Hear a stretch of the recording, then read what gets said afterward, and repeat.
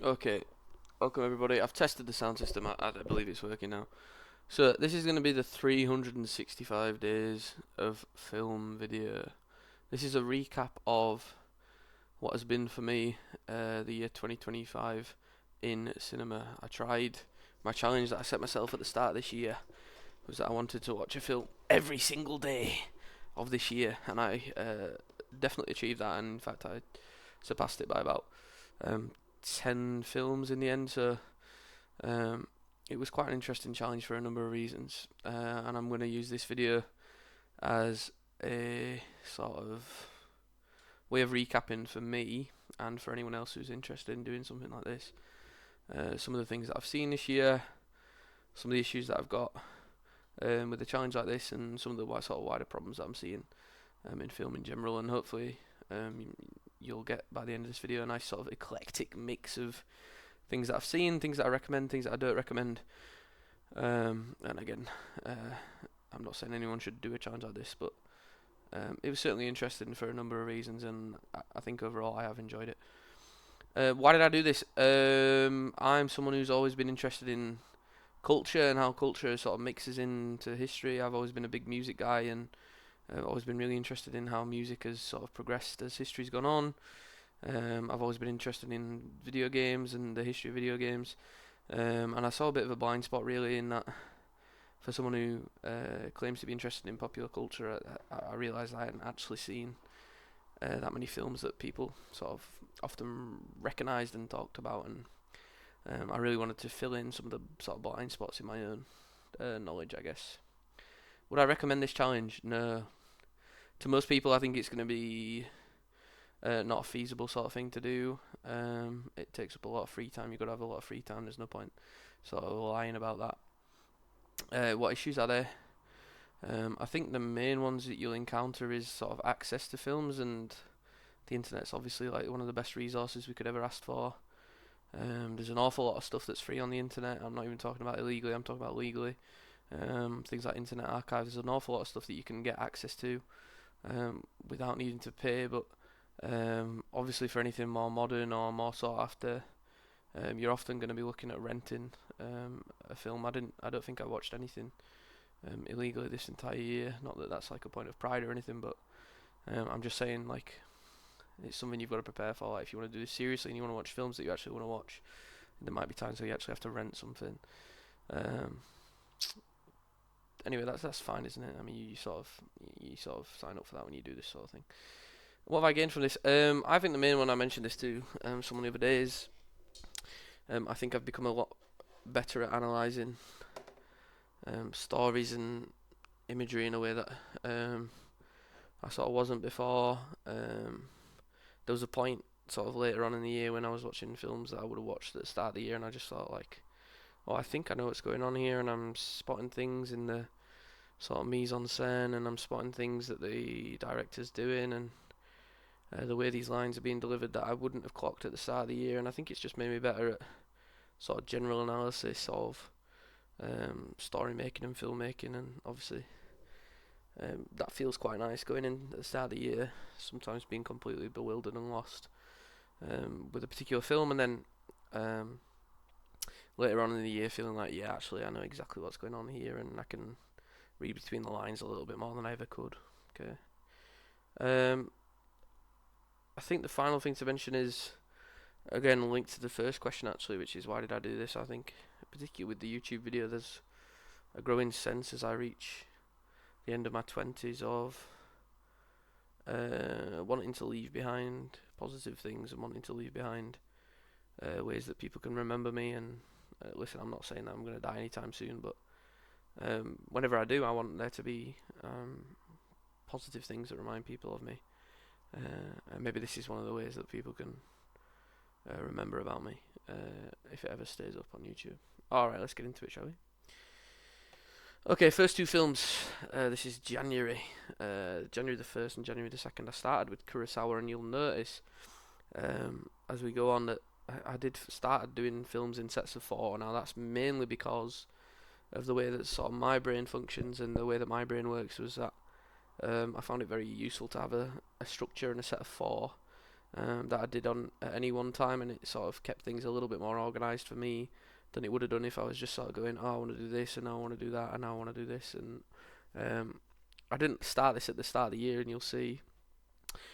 These were literally just two films that I wanted to see. Rashomon was fantastic, so I think it's got some of the best rain scenes I've ever seen in film. Great use of multiple perspectives. I wouldn't say it's like one of my favourite films ever, and I know it's one that particularly film critics hold up as being just amazing, but I did enjoy it, but I didn't think it was like the best thing I'd ever seen. And High and Low was great. I think it was sort of carried a little bit by Toshiro Mifune at the start of the film, and then sort of dwindled a little bit, but by the end it kept my attention most of the way through. Again, we're still not in the era of organising, so you'll see here that there's Red Shoes, which is Powell and Pressburger, which is brilliant. It's just fantastic. This sort of mixture of ballet and cinema and desire and chasing greatness and all these sort of things combined. And again, it's not the sort of thing that I would normally relate to or normally sort of say would be my sort of film, but I think it's one of these films where it just sort of surpasses personal likes and dislikes because you can just realise it's such a wonderful piece of art. Wild Strawberries is amazing. Some beautiful black and white imagery in there. Some black and white cinematography that's really, really stunning. One of the things you'll see with all these sort of Bergman films is that out of nowhere he'll just very casually have like one of the most beautiful women you've ever seen. And Wild Strawberries is a story about sort of growing old. Some of Monica's another Bergman one, maybe not quite as good as Wild Strawberries. It's about a sort of young couple who feel like they have to get away, and then they come back and their life's changed and they've got a baby, and about how that relationship becomes more strained and more difficult. And there's a moment at the end of the film which sort of made it really powerful for me, where both characters look at the screen, wide-eyed, sort of breaking that wall between the audience and the actors. Or the characters, whichever one you want to think of it as, which I thought was brilliant. And Evil Does Not Exist is a story about sort of preserving nature and about these people who come into a sort of rural community wanting to change things and how they maybe shouldn't be there. They sort of defying natural laws, and what happens to them is sort of a result of that. I won't spoil it, but that was just okay. It's a lovely use of colour. I think we're still just doing stuff on the BFI player at this point because I realised I don't know if I've got my titles coming up or not. Actually, I won't check, but if I haven't, I can always talk about them. We've got a couple more from the BFI player. London's like a documentary that's sort of vaguely poetic and a really, really lovely insight into the London of the past that sort of no longer exists. Challenges is brilliant. It's this sort of obviously Zendaya and Josh O'Connor, and I don't know what the other guy's called, but this sort of love triangle based around tennis and based around wanting to be the best, and Zendaya sort of playing both men against each other. It's quite interesting. Last Picture Show, Bogdanovich, I think, good, not particularly memorable. It's got who is it? What's he called? Jeff. I can't remember the guy's name now. It's got a really, really young Jeff Bridges. There you go. It's got a really, really young Jeff Bridges in the Last Picture Show. It's about a sort of rural community that's sort of slowly dying and slowly fading away, and the relationships in that community is pretty good. I was originally going to put my star ratings on here, but you can sort of work out how I feel about them from what I'm saying. And Hundreds of Beavers was an awful lot of fun. It's this sort of cartoon spoof send up of sort of Looney Tunes and nature documentaries, and it sort of takes on its own weird twisted logic, and it leads to lots of sort of hilarious moments where the logic that has been set up closer to the start of the film comes back later on and finds new life and makes some really interesting jokes. I think that one's an awful lot of fun. Okay, I have got my title, so that's good. Okay, so then we start getting into our sort of groups of four, and after doing the Red Shoes, I was interested in doing some more Powell and Pressburger there. Sort of renowned British filmmaker. I know Pressburger's not British, but he might as well be. Renowned British filmmakers from around the sort of 40s, and They're talked about very highly by a lot of filmmakers, and so we did Canterbury Tale, which was interesting. It's about sort of pilgrimage three people make. Uses some of Chaucer's stuff. I think I'm not a big Chaucer guy. I haven't read an awful lot of Chaucer, so I think some of Chaucer's is based around going on the journey, isn't it, to Canterbury? Um, and it becomes a really sort of lovely tale about sort of the price that people pay to make these journeys and what they lose and what they gain in the process of making those journeys. Matter of Life and Death might have been one of my favourite films that I've seen this year. I was spellbound from start to finish. You always, I think, with these 40s films, you always look at the fact that they're made in like 1940, 5 or 46 or whatever, and some of the stuff they were doing for the time's just absolutely unbelievable. Some of the sort of pictures that they were putting together, some of the cinematography they were putting together, just completely spellbound me. Loved it. Classic sort of romantic tale. Roger Livesey, who's used in a lot of these Powell and Pressburger movies, became one of my favourite actors actually at this sort of time. Colonel Blimp's it's a bit bloated, but it's mostly good fun. It sort of tells the life story of this sort of colonel throughout World War One, World War Two, starting with sort of duel before World War One for the British honour and stuff like that, and then we follow him as he sort of ages and his entire way of doing things and his entire way of life becomes obsolete. It's quite interesting. It's again, like I say, it's a little bit long, and I know where I'm going. It was a bit of a weak spot for me. It's sort of Scottish Hebrides and people are sort of quite isolated, but I didn't really get an awful lot out of that one. Getting the most out of my BFI Play subscription, I did a little bit of Ozu. And the problem that I have with Ozu, and I don't know if anyone else finds this, listen, I can respect filmmaking and I can respect clean filmmaking and patient filmmaking when I see it, but I do find these films, you have to be in a certain frame of mind, and I do find that there are certain themes that Ozu just loves returning to again and again, like marriage and family life and sort of the Japanese culture and things like that, and you've really got to be in the right frame of mind for some Ozu stuff. I watched what was it, Tokyo Story the year before, I think, and I find that one maybe a little bit more compelling. Time of the City's Terence Davies telling the story of Liverpool, backed by a wide range of influences and quotations from all over the place in order to tell the story of a city that obviously means a lot to him. That was pretty good. Ikaru again, I wasn't massively keen on. It was just okay for me. I found the sort of old man character maybe a little bit cliched. It's obviously a story of someone who's sort of fading away and dying and realises that he hasn't spent his life doing things that he finds meaningful. And Redbeard's a sort of moral tale, again, Toshiro Mifune. I wish we could have seen his beard in colour. Who's like this powerful doctor who's well respected in the community, and again, it's about how he's trying to make the community a better place, and that one's pretty good too. Those are both Kurosawa. Still getting my BFI money here. I did Audette, which is a sort of I think it's Dreyer who made this one. So it's sort of religious tale. It's almost like a stage play on film. It's all sort of very stark and Swedish countryside and characters with different viewpoints about religion. And there's this one fella who's sort of walking around like a madman, and he comes back and has great significance at the end of the film. It was at times I thought, oh man, what am I doing? But by the end, I think it all came together, and I think I did find it quite enjoyable by the end. Saturn Tango, God knows how you pronounce that, which is Bellatar, was the longest, by far the longest film that I watched this year. It's about, I think it's like 7.5 hours, and it's based on a novel by the guy who I think won the the Nobel Prize, the Pulitzer Prize, I don't know, one of these sort of big writing awards based on, for books. I think he's Latvian.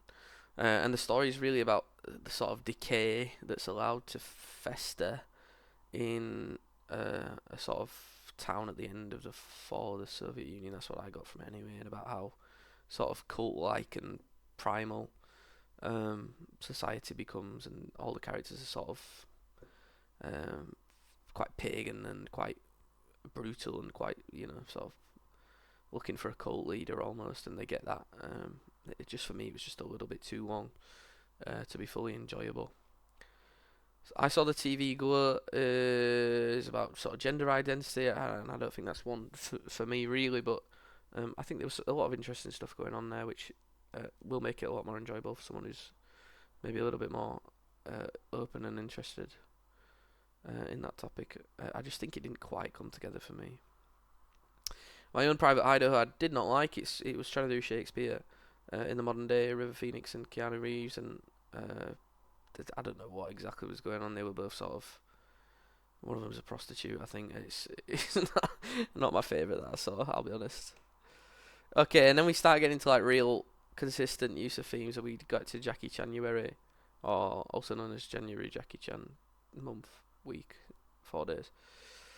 Police Story's amazing. Highly recommend. One of the best sort of catch ace moments ever put to film. I think Police Story is the one where he does the stunt that almost killed him, sort of in the shopping centre, sliding down the electrical wires, and you see him do it, and you're just like, wow, I can't believe that a person is actually doing that. Was it worth it? I don't know. But you've got to respect the sort of craft that he put into it. Drunken Master 1, pretty good, pretty sort of classic little tale. One of the things I loved about both Drunken Master films is every time someone gets hit in a kung fu movie, it's like a Call of Duty hit marker that comes out. It's like pew pew pew pew. And sort of that made the fight scenes really interesting, really engaging. And again, like seeing him become the Drunken Master by the end was hilarious. Some of the choreography is absolutely amazing. Drunken Master 2 is the same, but for me, it was not quite as good as the first one. I like the sort of traditionalism, I think, of the first one, and maybe a little bit more. And Wheels on Meals was interesting. Again, it's another of these films where it's like, oh, Jackie Chan's making a film about being in Spain and having a food truck, and just casually, it's got, again, one of the most beautiful women you'll ever see in your life in it. Maybe not quite as good as his sort of out-and-out kung fu movies, but he still gets plenty of fight scenes in there, so pretty good too. So there are some where I put the star ratings. I must have got lazy for some of the other ones. My apologies. Vertigo was good. I think Vertigo maybe needs a rewatch at some point. This is the Hitchcock run of 4 Hitchcocks. I respected it and I liked it. It's, the story about obsession. I just think I maybe wasn't fully paying attention, and that maybe I would get more out of it going in again with a second look and a second reappraisal. 39 Steps was good. I remember as a kid seeing the sort of BBC remake version of it and liking that one a lot too. A couple of really beautiful shots in there. Really beautiful sets that you only get in the sort of 1930s era, before the sort of new way of making films came out. I loved The Birds. I think I left in my review that The Birds had some of the most beautiful roads that I'd ever seen on film. The way Hitchcock shoots location feels very lived in, feels very like alive. I didn't find the story particularly interesting. I don't think it is really, but I do love the way he shoots locations. And The Man Who Knew Too Much is just okay. James Stewart is not his finest role, I'll say that. It's one of these sort of conspiracy thrillers where the Americans just can't help but getting involved in every last little thing that's going on, and so let's get this grand operatic sequence at the end, inside the Royal Albert Hall, I think, when they're trying to get their kids back. And again, like, one of the nice things about doing 4 films is that you get quite a range in the stuff that you're allowed to cover, and as long as you stick to the theme, it's pretty fun. So we did blue posters as the next one, and 3 Colors Blue is I don't know how to say the guy's name. Krzysztof Kieślowski. I don't even want to embarrass myself by saying it again, but it's the story of a woman in Paris, and she sort of moved there, and again, it just felt like one that wasn't quite made for me. It wasn't quite for me. I can respect what it was doing. It was at times very, very beautiful, but it just has struggled to get any sort of emotional connection to it for me. Other people, I think your mileage will vary. Linda, Linda, Linda, I absolutely loved. I think I'm going to talk about this as we see a few more, but the idea of films about bands coming together and people joining bands and the sort of camaraderie that goes into that, it's an easy sort of way to win me over, that's for sure. I found it really, really heartfelt, and the final performance is utterly, utterly amazing. Makes everything in the film worth it. Um, really, really highly recommend it. It's just a really lovely feel-good film. The Master, plenty of PTA on the list. This is beautiful. I really respect Philip Seymour Hoffman as an actor, and I think Joaquin Phoenix puts in a performance where you just sort of you think, wow, this guy's about as close to an animal, a dog, a wild sort of unchained spirit as a man can probably ever get, and it's about this dynamic between this sort of put together charlatan and this sort of rugged, brutal henchman he employs, and how that relationship matures over time. It's interesting. And Ponyo's another of these. I think I did 4 Ghibli films later on in the year. Ponyo's a really lovely sort of feel-good film. It's one of my more favoured um, Ghibli films, I think. And already we're into February. You see, time flies.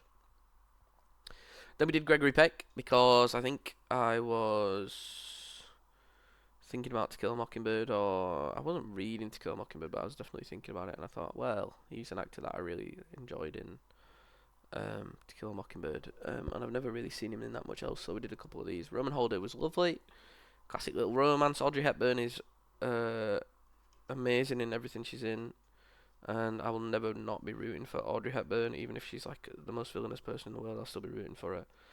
And Gregory Peck's perfectly charming, and it's a sort of screwball-ish comedy about a journalist and celebrity sort of working together, and they sort of realise later on that they're in love. Gunfighter, I'll be honest, guys, I can't remember an awful lot about this one, which means it's probably one to avoid. I've seen quite a few westerns, and generally, if I can't remember one, then it's probably not the most amazing thing you'll ever see. Cape Fear obviously got remade by Scorsese. I watched the original, and Gregory Peck really is doing his best sort of I'm a family man, trying to do the right thing impression, and Robert Mitchum is just absolutely unhinged. On the flip side of that, I mean, you can see in the poster, he barely looks like a man, doesn't he? He looks like some sort of frog. Um, but again, like, it's this sort of dynamic between civilization and the uncivilized, um, and again, I won't spoil anything, but Robert Mitchum sort of holds a decision, a judicial decision against Gregory Peck, and sort of haunts his family as a result. And The Omen is about a family who adopt a child who ends up being Satan, I think. And again, I've seen a couple of horrors this year. It's not my favourite horror that I've seen, but it mostly comes together for horror movie fans. Crime, some decent stuff here. Clue was just okay. I think it got a little bit too screwball for me, like the lack of clear answer, and I know that's probably the point actually, especially with it sort of being based on a board game, but it got a little bit too sort of crazy for its own good. For me, it's mostly a good time now. Memories of Murder, again, easy 5 stars. Totally beautiful film. Starts out first sort of hour or so, you think it's going to be one thing, and it ends up being something else entirely. Highly recommend Memories of Murder. LA Confidential's good. It's about a sort of police force with lots of different kinds of policemen in it. You've got the action man, the sort of corrupt guy who everyone knows is corrupt, and he sort of revels in it. And you've got the sort of do-gooder who just wants to change the force for the better, and this sort of woman who ties them all together and draws those webs together. Ended up being pretty good. Took a while to sort of get going for me, I think. And Anatomy of Murder was really awesome. I think, if I'm right, that's the Charles Lawton one. Or is it James Stewart? It's one of those two. It's not amazing that I can not remember, but I remember really enjoying it no matter what. I'll just check really quickly. I think it's the one where Charles Lawton is taking this case that his nurse wife avoids. Oh no, it's the other one. It's the James Stewart one. Let me just look at an image here. Yes, the James Stewart defends an army sergeant who is accused of killing his wife, and then I think it turns out in the end that, well, actually, I won't spoil it. But this one's good, but this one's not quite as good as the Charles Lawton one that I watched later in the year. When we get to it, I'll talk about that.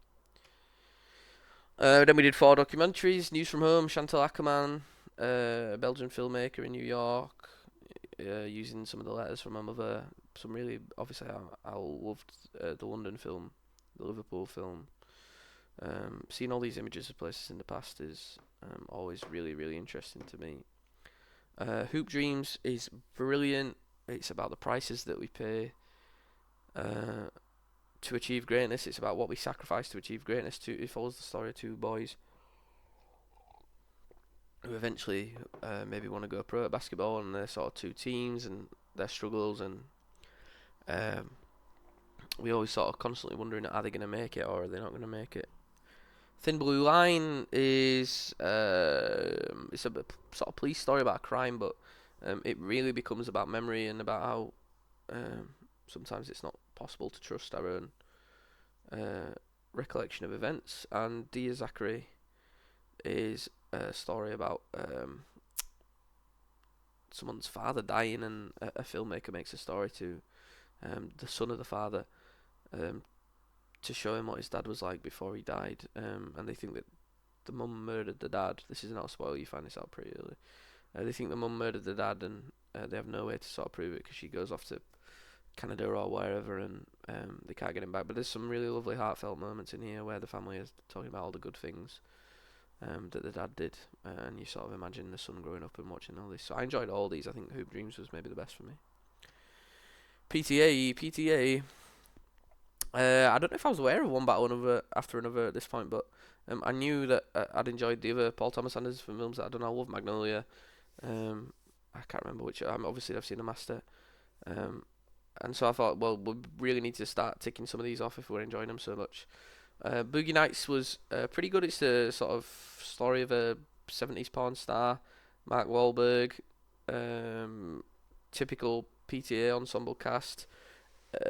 It's got all sorts of actors in it that you just think, wow, are they really in this? And they are. Don Cheadle playing a sort of hi-fi salesman, and all these interesting characters. And one of the sort of great moments is this moment where, again, you think the film is one thing and it turns into something very different halfway through, when something completely unexpected happens. Again, not my favourite though. Again, the way people sometimes talk about Boogie Nights, I wouldn't say it's one of my favourite films ever. I would say it's very enjoyable, and you can respect some of what's been done there. It's very enjoyable filmmaking, but it's not my favourite film ever. Hard 8, I wanted to do some of the early stuff. Plus with PTA, there's not that many PTA films, and so I thought, well, we'll do one of the early ones. Got John C. Reilly. I can't remember what the old guy's called. I'm sorry.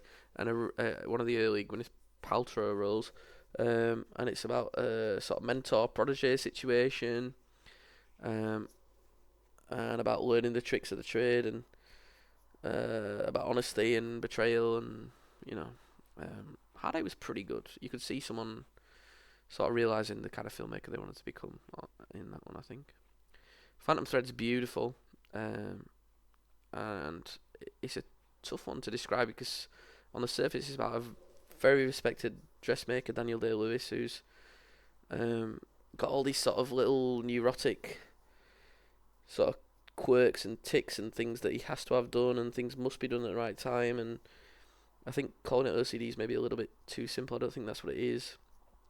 And it's a story of how he finds love and what he has to do to make that love work, and how he has to let go of some of these old ways of being that he's become comfortable with in order to love someone openly and freely. And it's just a really beautiful film, start to finish. I think you'll really enjoy this if you've never seen it. Again, maybe a little bit slow burn for some people, but I think you can just admire everything that's been done in this. Was so beautiful. And There Will Be Blood. Again, I'm going to rewatch at some point, because you sort of watch it once and you're like, whoa, wow. Start to finish, Daniel Day-Lewis is just amazing. Completely unhinged. You can sort of ask yourself what this film's about, and it's hard to sort of pin down. It's really about America, in general, when you sort of distill it all down and burn it all down to its essentials. But it's got to be one of the best acting performances I've seen. I think there's a moment later on with a Herzog film where the way that filmmakers shoot fire and shoot explosions, this has got to be one of the most impressive fires I've ever seen put to film. It's just absolutely spellbinding. You feel like there's some dark, evil, malevolent force escaping from the earth when the again, I don't think this is massive spoilers, when the first oil rig sort of blows up. Yeah, I think I'm definitely going to watch this one again at some point. Couple of things for 2024. The Kneecap film, obviously they were gaining traction a lot this year for a variety of reasons. And I wanted to just get a little bit more insight into who these people were. I'm still not really listening to their music, but I can respect what they're doing, and I can respect the sort of way they're empowering the Irish language and bringing the Irish language back. I think some of the statistics that I've seen around people in Ireland doing Irish language courses is incredible, and a lot of it's on the back of Kneecap rapping and performing so much in Irish. And Nora's great. Sort of really fun time.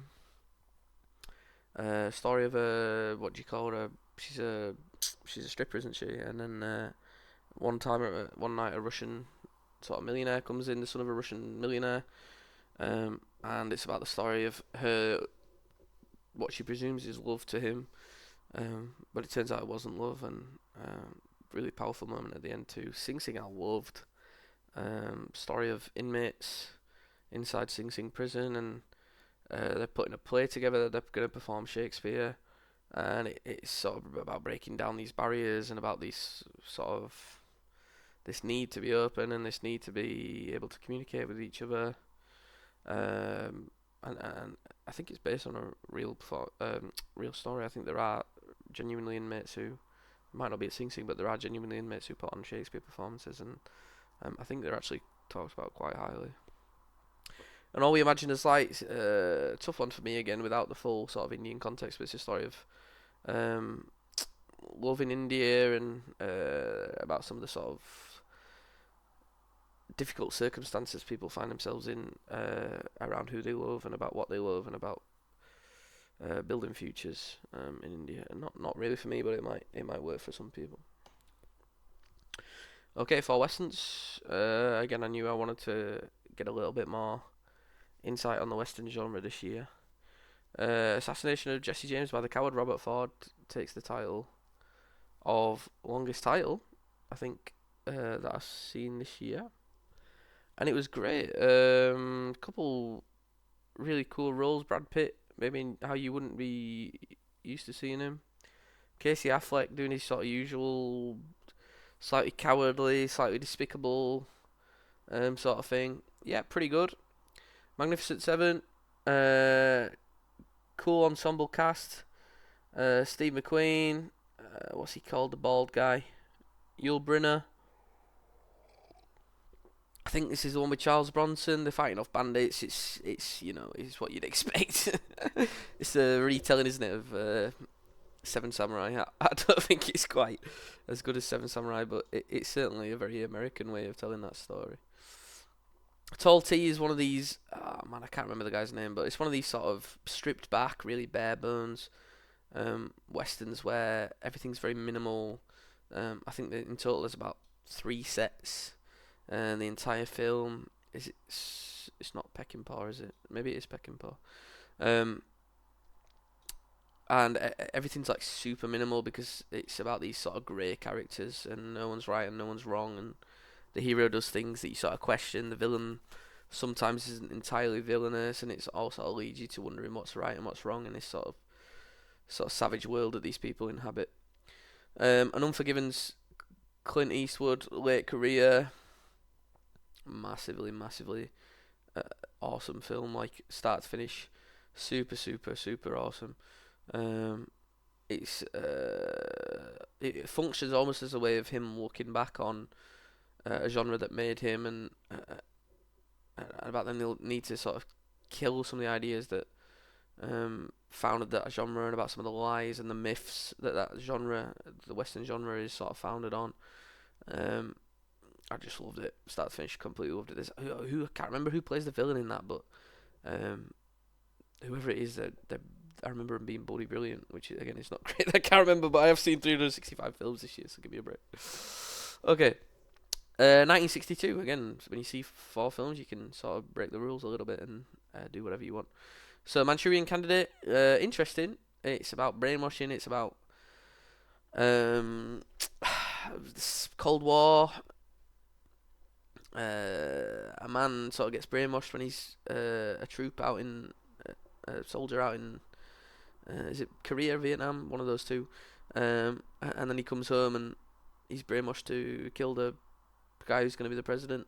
All sort of culminates in this really sort of powerful moment on top of a sort of massive campaign building. It was pretty good, not amazing. You've sort of got to be on board, and it gets a little bit sort of heady at points. You sort of got to follow along and just work out if things are brainwashing or not brainwashing. Clear from 5 to 7 again. I just think it's probably not for me. I can respect it, and I can see why it might be people's sort of favourites and why it's talked about so highly. It's just probably not for me, and not my kind of film. I also saw Instruments of a Beating Heart short film. It's like 20 minutes on YouTube. It's about this girl who's in the second grade orchestra of her school performance, and she gets the role of the gong in, I don't know what, I can't remember what, Ode to Joy or something. And it's about the trials and tribulations, and you saw this really interesting insight into Japanese primary school, and that I found really interesting. The Mad Fox was good. A story of a spirit who falls in love with a man, and then takes the form of a human. It does some really interesting things with setting. Again, set design that almost make it like a theatre performance. I just wish it had done maybe a little bit more of that, and stuck to its weirdness and stuck to its weird ideas. And I think overall it would have been even more enjoyable. And The Fabulous Baron Munchausen, which again I think was remade later on, I think is like a silent Hungarian film or something. But it's not from the silent era, if I remember. But it's quirky, it's charming, it's sort of story of this massive voyage that this baron goes on, and obviously there's a love interest and all these sort of funny, quirky little things happen, and by the end I found it quite enjoyable. 4 films about time. About time, if you'll pardon the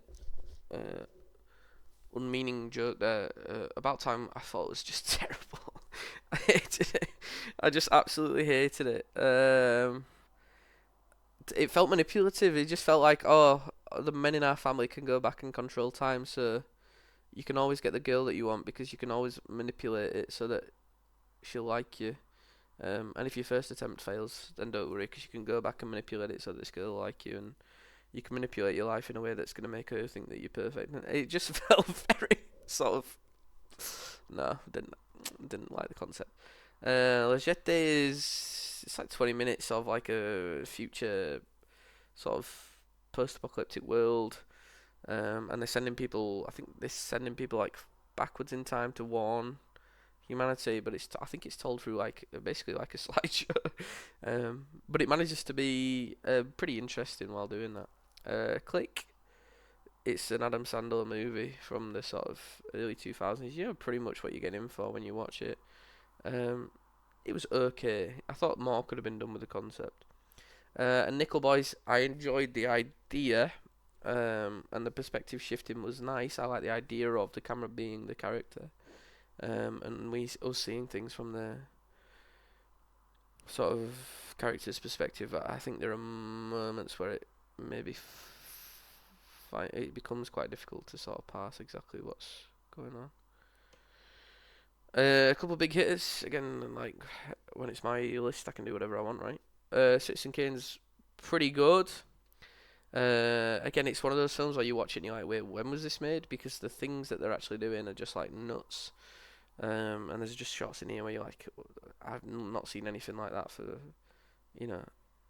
literally in films that have been made like in the last 10, 20 years, and you just wonder like, how they were doing it. I didn't find the story particularly interesting. I think maybe that's a story that's not aged quite as well. I think the plot's maybe not aged quite as well. Newspaper Baron. I mean, maybe it has. Maybe you can see echoes of it in things like Musk and talk about these sort of powerful men who are going to be viewed very differently after they die. I don't know, maybe. La Haine I thought was brilliant. I think most people are going to get something awesome out of La Haine. I love the line about the sort of motif that comes back about the what did the man who fell from the skyscraper say? He said it's not too bad so far, or it's something like that, isn't it? But it's this sort of really interesting look at inner city French, what we would call a council estate in England, and about what motivates each of these men. There's something very powerful and something very sort of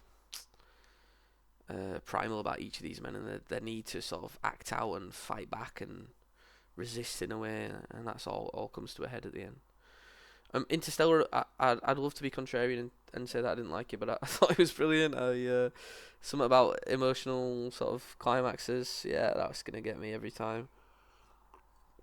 Again, it's like super long for what it is, but I think it largely works, and I know Christopher Nolan's maybe sometimes not the most interesting filmmaker in the world, but I thought Interstellar was amazing overall. And another one, Parasite, deserves every bit of praise it gets. I think Bong Joon-ho is again doing still some of the most interesting work of anyone in world cinema at the moment, and so you watch it and you're just like, yeah, okay, this guy's good. Rich and poor and exploitation, and obviously the South Korean system is particularly capitalist hellscape, and that makes it uniquely interesting to see Bong's perspective. For sci-fi, Blade Runner 2049, pretty good, not as good as the first one. Again, a little long maybe for what it is. There's people just sort of get thrown in sometimes. You're like, what's going on here? Obviously fell in love with Ana de Armas. I mean, I think everyone probably did at some point, either watching this or watching Knives Out. Can't remember what Jared Leto was doing here, I'll be honest, guys. Harrison Ford turns up halfway through. Sure, why not? Gorgo I watched because it was free on Amazon. It was like the British remake of Godzilla. And I said, well, maybe we should view it as... I think it comes from Ireland or something. I said it should be viewed as like a Irish resistance against the British as Gorgo goes rampaging through London. It was fun. It was just fun. You know what you get in for when you click on a film called Gorgo, don't you? Metropolis, really good. Really enjoyable. Another of these films where you're like, it's made in the sort of 1920s. How the hell were we ever putting this on screen in the way that you did? There's just moments in it that are just like, wow. I think maybe the version that I watched, it wasn't fully put together, or there were like little tiny bits missing. I can't remember. Maybe I'm making this up. But it's one of those where you just admire the fact that it must have been an awful lot of work, and you admire the craft, you admire the vision, which feels harder and harder to do in an age where a lot of stuff is just it's going to be like, well, probably AI generated now. It's just amazing to think that human hands would have made everything in that film. And Rollerball was a little bit rubbish, to be honest. I won't say too much more about that. It was pretty crap for me. Bergman, the Swedish Master. Persona, brilliant. I think it's got a reputation that maybe it doesn't entirely deserve as being something that's incredibly hard to understand and incredibly sort of mystifying and very difficult to pass. And I didn't really get that from it. I think he's so clear with his imagery, and I think he's so clear with the way that he presents ideas, that as long as you're looking at things critically, I think you can sort of work out what he's doing in Persona. It's a story of two women, and them spending time together. Again, I won't say much more than that, but I think if you're paying attention, I think you can get something out of it. And obviously a lot of it's open to interpretation anyway, but I definitely took something out of it and admired the craft. Autumn Sonata might be, it's tough, I'll talk about what my other options are, might be my favourite Bergman. It's really simple. It's the story of a mother who comes home to her daughter's house, and she spends the night, and they basically just talk shit about their childhood and what she was like as a mother, and it just somehow turns that concept into the most heart-wrenching, powerful piece of filmmaking probably on in the Bergman list, and one of the most heartbreaking pieces of filmmaking in the entire year for me. Super stunning film if you want something that's gonna just break your heart. And Fanny Alexander, I thought was also an easy 5 for me. I can't remember. I know there's 2 versions of this one as well. I think the one I watched was about 3 hours. It's got maybe my favourite opening shot of the entire year. There's this sort of miniature stage, and the curtains go back on the miniature stage, and then Alexander's behind him. And again, I just absolutely love the way that the sort of mini props were constructed.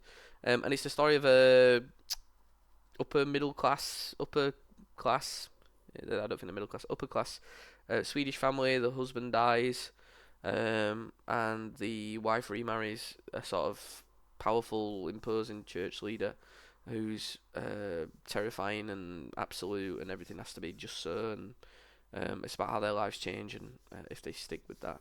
And Cries and Whispers was not one for me again, and it's okay to have films by filmmakers that you just don't resonate with. It's a story of a dying woman and her sisters, and it just never really took off for me. There's some really lovely use of colour though in that one. 1976 Network, story of TV and breaking the rules and the system that keeps people in place, and people talk about the main performance, don't they, of We're Mad as Hell, We're Not Going to Take It Anymore. It didn't quite work for me. It just all felt too extreme. There wasn't enough build up to this guy sort of breaking down and becoming what he becomes. Obviously there's interesting points there about media and the sort of power that it holds over people, maybe it becoming like a new religion. Yeah, I see all that. I just I don't know if I was completely convinced. Mikey and Nicky, Peter Falk, we love you. You will always be great in this house. John Cassavetes, we'll talk about you later on. It's a story of male friendship and what happens when that breaks down, and what happens when something's no longer sustainable, and betrayal, and this sort of need to get rid of someone who's, again, I'm trying not to spoil it. Need to get rid of someone who you've outgrown or something like that. Try not to spoil it. And again, came together quite nicely by the end. I think that is one that would probably be helped by a rewatch when you've got the full context of what's going on. I watched Asterix because I was aware that I'd been watching lots of serious things, and it was just fine. And Harlan County, USA is a story of a miners' strike and about the sort of really militant way that they were fought against by authorities and anti-strikers, and the fact that they had to keep solidarity in order to achieve their goals. It's a sort of really powerful look at, obviously a massive one for anyone who's into the left-wing sort of filmmaking. I enjoyed it. It's just a little bit sort of bleak for me and a little bit sort of too matter-of-fact for me. George Miller, who's got one of the most interesting filmographies of all time, because he just made Mad Max films and then randomly decided, you know what, I want to make a film about a penguin and I want to make a film about a pig. The original Mad Max is, how do we describe it? A budget as hell. It's really weird. It's just like a guy in a car, and the bad guys are guys on motorbikes, and you don't get any sort of post-apocalyptic vibe at all. But crucially, it got him started, and he essentially remade it, or a version of it, in Mad Max 2. It was just Mad Max 1, but bigger and better, and sort of the vision had been sort of solidified, and much more enjoyable. Mad Max 1's not bad, don't get me wrong, but it is sort of laughable a little bit. 3,000 Years Long, and is a story of a sort of professor woman who finds a genie in a lamp and gets to make some wishes, but I didn't find it awfully memorable. If I can't tell you anything more than that, then it probably can't have been that good. Maybe stay away from that. The cast's interesting though, isn't it? And Happy Feet is awesome. Yeah, I like Happy Feet. There you go. White Flag Waivers, the French. Le True, awesome. Prison Break. 5 men, I think, inside a prison, chipping away with their little homemade tools. Going through the saws, finding a route out. Will they make it? No spoilers from me. Fire Within, about an alcoholic, so like probably about half the French population then. Again, no spoilers, but about the struggles of an alcoholic and if he can get rid of his alcoholism or if he has to get rid of something else. Green Ray I loved, that's Eric Romer. About a woman and a quest for this elusive green light that appears supposedly. I can't remember if it's real, and I think I looked it up, and it is a real phenomenon. This elusive green light that appears when the sun touches the horizon. Really, really beautiful, sort of calm, placid filmmaking about a woman who feels like she don't fit in around anyone or with anyone. But it all sort of comes together in the end quite nicely. Summer's Tale. Timothy Chalamet impersonator sits in his room twiddling around on a guitar. He's playing around 3 different women and he can't decide which one he wants. And by the end, I think they're all fed up of him. But it's a great film. I actually really enjoyed it. It's this, I don't know, something about Romer, and you'll see I do a few more Romers later because I found it quite interesting. People just sort of plod around and talk to each other and fall in love very casual. It's all very casual in Romer. And by this time I couldn't quite put my finger on exactly what it was about him and whether I liked it or not, but it certainly made me curious. 1981, Evil Dead, awesome. Bloody, violent, gruesome, disgusting, crazy. Excited to do the other ones in that sort of franchise later on. It's just fun horror. American Werewolf in London, a little bit overrated for me. Transformation scene's awesome. Scene in the subway's awesome. Rest of it's just a little bit sort of bland and mediocre. Excalibur, you might see in like some Instagram highlights and Facebook highlights and whatever, and wow, look how brilliant this film is. But the film itself is crap. It's just okay. The plot becomes like really incoherent later on, and everything's sort of, you can see it even in the post. Everything's touched in this sort of camera glare that makes things like really washed out and unclear at times. And I remember the cast being crazy. I think there's some I can't remember who it is, but there's some people in there and you're like, what the hell are you doing here? Great Muppet Caper. Muppets Escape from Prison or something. I think it was just a Muppet film. It was pretty good. Let's Fight Technology. This must have been the Luddite in me. This one. I, Daniel Blake. That's what's his face? What's the guy called? Mike Lee. There you go. About a man, and increasingly relevant, about a man who has no access to the benefit system because he doesn't have a computer and he's never used a computer, and that his skill set doesn't revolve around computers, but he has an awful lot to give to society and to the people around him. But he's increasingly being sort of left behind by a society that doesn't value those skills. Ghost in the Shell I enjoyed. Again, I like these, anything that sort of invents place and has a very powerful sense of place. Future Tokyo was awesome. Really cool shots of what that might look like. I just wasn't particularly interested in it, to be honest.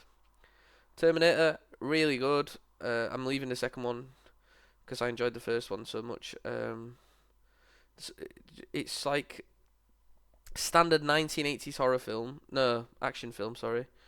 And then just randomly you'll get these like shots of post-apocalyptic world where people are being stomped on by giant robots, and giant robots like picking people up and ripping them in half, and it's just like brutal and horrible, and you're like, wait, what sort of film is this?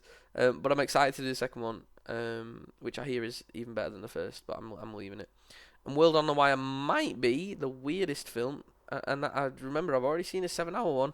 Might have been the weirdest film that I saw because it's a story by what's the guy called? German filmmaker, Fassbender, something like that. And it's a story of like simulations in simulations. It's a story about a guy who invents simulations for a company, and the company's supposed to be developing them for the government or another company. I can't remember exactly which. And these simulations are like lifelike, livable worlds, and you don't even know that you're in a simulation. And surprise, surprise, he has to sort of, I don't think anyone's going to watch this one, so I'll tell you. Surprise, surprise, he has to kill himself, and then he realizes that he was in a simulation anyway, and by killing himself, he got out of the simulation, and oh man, I can't remember who it is, but halfway through, like some, no, not halfway through. It's like a 3.5 hour film, and about 3 hours in, some random guy turns up. I wish I could remember who it is. I might have a look at the cast list because I just remember being like, "What the fuck are you doing here?" World on a Wire. Who is it? Oh, it's Eddie Constantine. Yeah, from who I remember from Alphaville. Who's obviously been in other things as well. He just turns up like 3 hours in, and he's like, "Oh, I'm part of this film now." And it's like, what the fuck? 3 hours into the film, we're introducing new characters. I wouldn't recommend it, but it's definitely a trip, and it's definitely interesting, and it's definitely different to a lot of the other things on the 365 film list. So if you're looking for something different, China. I think these are ones deliberately from all over China. I think I tried. This actually might not even be politically or geographically or historically correct to say that these are all from China. I think they're from different areas of East Asia, if I'm correct. Taipei story is obviously from Taipei. Edward Yang, not the best Edward Yang. I find Edward Yang is another of these sort of elusive filmmakers where he's always treading a really fine line between things working and things not quite working for me. And this is one of the ones where I don't particularly remember it. I'm sure if I looked into it, I'd remember it a little bit more. But I think it was about like companies and change, and a lot of Edward Yang films have got the similar sort of themes. He always shoots cityscapes really beautifully, and I just didn't know if this one came together for me. Chungking Express is brilliant, easy 5 stars. Fei Wong is amazing. What's the Tony Leung? Love him in everything I've seen him in. I wish I could find a crazy woman who worked in takeaway to come and clean my apartment for me. That would be amazing. But seriously, the film's awesome. And it's one of those ones like if you ever see a film and it sort of changes the way you think about a particular song. I think everyone who sees Chungking Express sees California Dreaming in like a completely different light after seeing it. Goodbye Dragon Inn is about the decline and again the decay of a particular cinema. Just didn't work for me. Just did not work for me. Just too slow. It's about the sort of ghosts that inhabit this place, and is what we're seeing real, or is it just about sort of things that were, and there's sort of no one in the cinema anymore, and you sort of go down these haunted corridors, and there's sort of men in the back corners, and no, it's just a little bit too slow for me. And then Hero I loved, massive action spectacle film, really over the top. It's like two people against like millions of soldiers, and they win, obviously. But there's a really sort of lovely story in there about love and Jet Li being the sort of good guy who's actually a bad guy, and I don't think he's a bad guy, but he's sort of not what you would think he was. Or anyway, fights choreography is brilliant. Yeah, Hero's awesome. Mark Kermode recommended Bullet Boy, which was okay. Inner City London. It feels like probably at the time it was very modern. It feels like a tale that's maybe as culture's gone on, especially in the last sort of 20, 30 years. It feels like a story that's become a little bit sort of common knowledge now. It's a story that we've heard told like a million times of a young boy who grows up, becomes exposed to gang warfare, and predictably it affects his life. Again, for me, I found it a little bit predictable, but I imagine when it came out, it was probably pushing a few envelopes and pushing a few edges. Love and Death in Long Island is Ian McKellen, and he's like a writer who, oh no, he's a rich guy who goes out to, no, he is a writer who goes out to see an actor who he sees in like a really weird, schlocky B movie, and he thinks he might be in love with this actor, and the actor's obviously straight and got a wife or a girlfriend, and Ian McKellen sort of hangs around in Long Island, and he can't decide if he wants to stay or not. I made it sound rubbish, but it's okay. It's pretty good. Witchfinder General I actually loved. Vincent Price is super sinister and super nasty, and I think there was a lot of interesting things that I found in here about,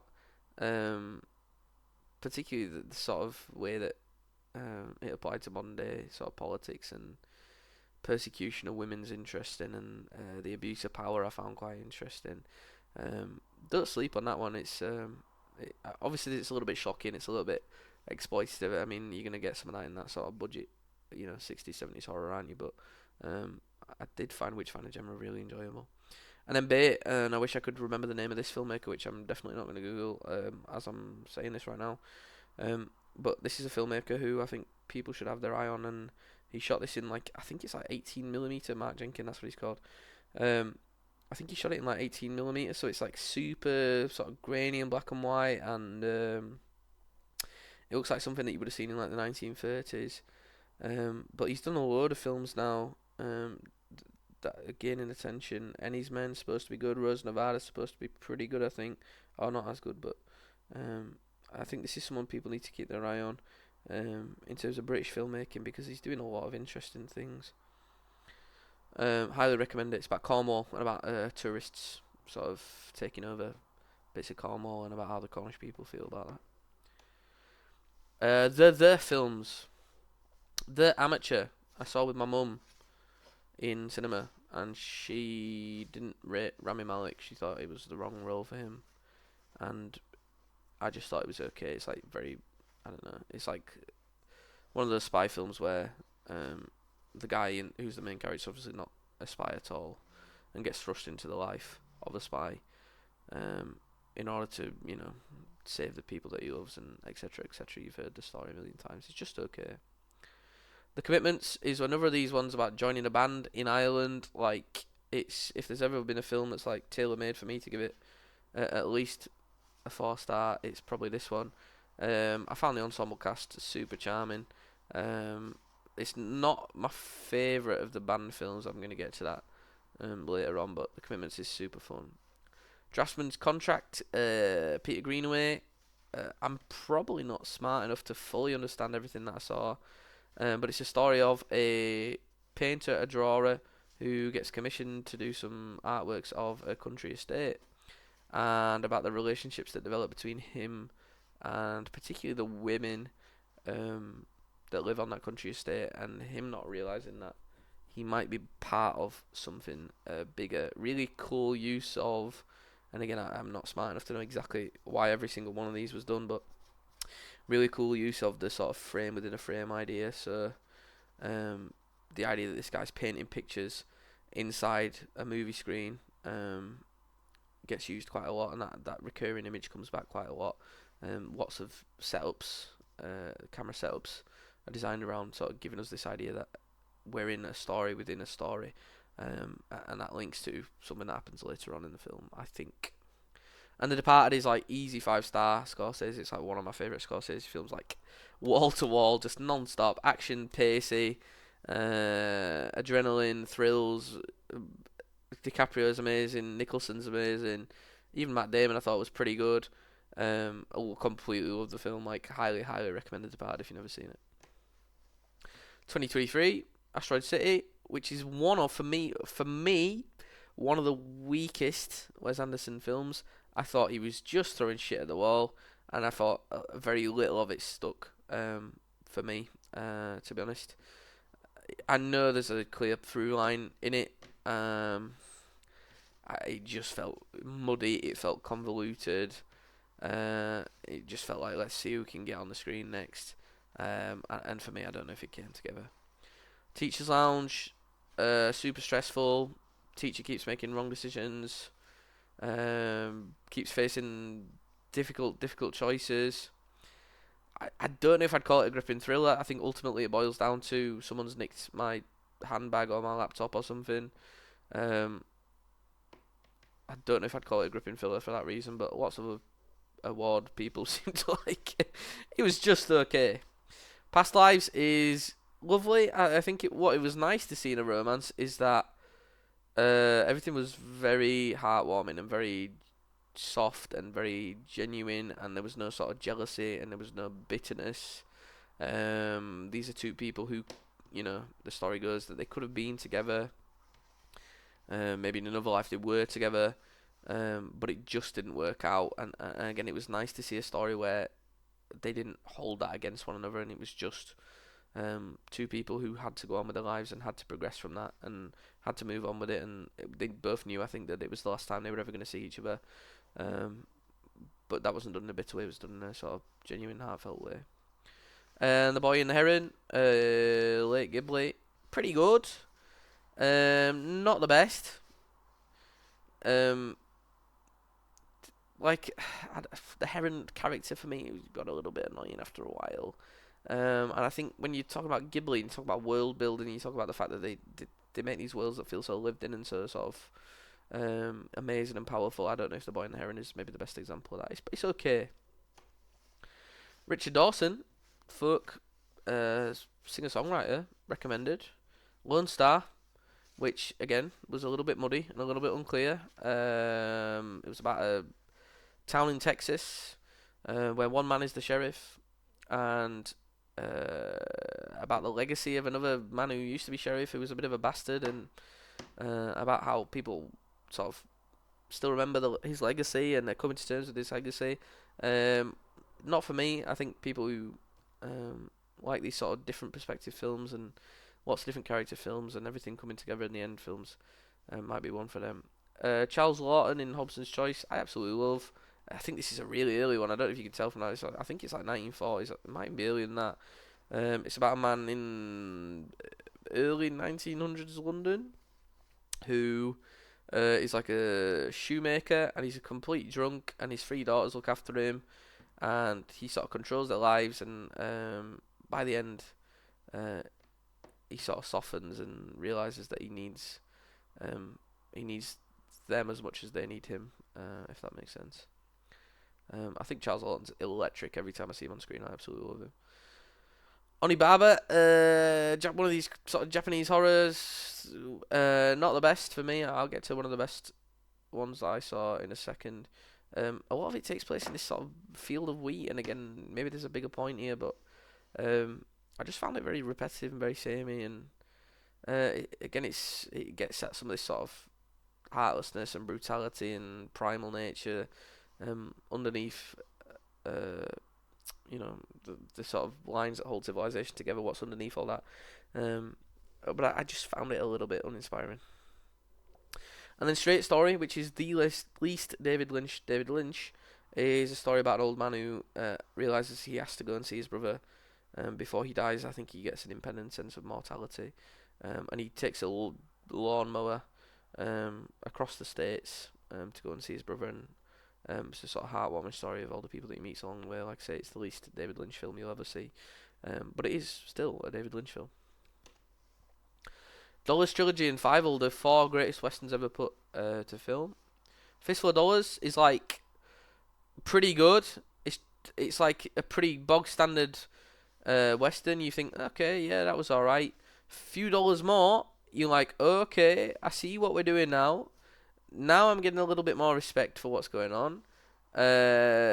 Both main characters in this are absolute aura farmers. Lee Van Cleef in particular is aura farming the entire way through, and it's super awesome. And then you end with the good, the bad, the ugly, and you're like, well, it can't get that much better for a few dollars more, can it? And it's like this massive 3-hour hunt for the missing treasure, and we're going through American Civil War battles, and everyone's on their A game. Eli Wallach's completely unhinged. Clint Eastwood is the coolest man ever put on film, and Lee Van Cleef is still just sort of posing on people and looking cool, and it's brilliant. It's just brilliant. Okay, super awesome climax too. Super awesome use of music. I watched Fievel because I had to do 4 westerns in my head, and it's a very strange little cartoon. It feels, I don't know if this is the wrong thing to say, but it feels sort of weirdly Jewish. Fievel feels like a New York sort of character, but even Fievel's like a strange name, and his family's just something. I can't remember seeing it now, but something about it felt Jewish. About the traditions of their family or something. There's something in there, I promise you. I'm not just making that up. Right, anyway, we're in May. Marty, Ernest Borgnine, I would watch in anything. He's amazing. Marty, I was like, oh man, sure, I'll watch this. Looks okay. This is definitely not 2023. That's definitely not what this is.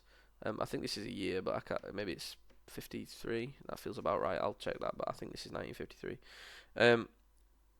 I watched it and I was like, oh man, the poster looks kind of boring, and maybe I'll get to talk about one that I don't like after I've seen it. 55. I think this is 1955. But it became, and sometimes this year is 1955.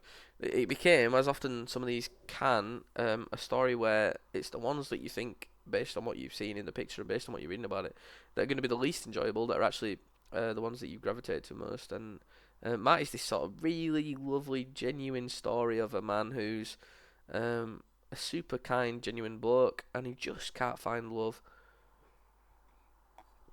And he keeps trying, and he feels like he don't fit in at these dances, and he feels like, well, I think people make fun of him and say you're never going to get a girl, or we shouldn't go out tonight, or whatever it is. And in the end, he finds someone who's exactly like him, who feels like they don't belong, and it's a story of essentially how you feel like the two of them are going to end up living happily ever after. I think Ernest Borgnine is super underrated. I've seen him in a bunch of things this year. He's awesome. East of Eden's good. Steinbeck, James Dean looking cool as hell. Remember there being a couple really, really nice shots in here. I'm just aware of how long I've been talking already and probably need to speed up. Bad Day at Black Rock, I don't remember an awful lot. Spencer Tracy, there we go. Goes to a strange sort of lonesome town, very isolated. And they're all naturally very suspicious of him for basically no reason. It's about how he comes to terms with that, or how they come to terms with him. All that heaven allows. I did a few more of these Douglas Sirk ones later on in the year. Rock Hudson for me never really becomes like Hollywood leading man status. Is that blasphemy to say that?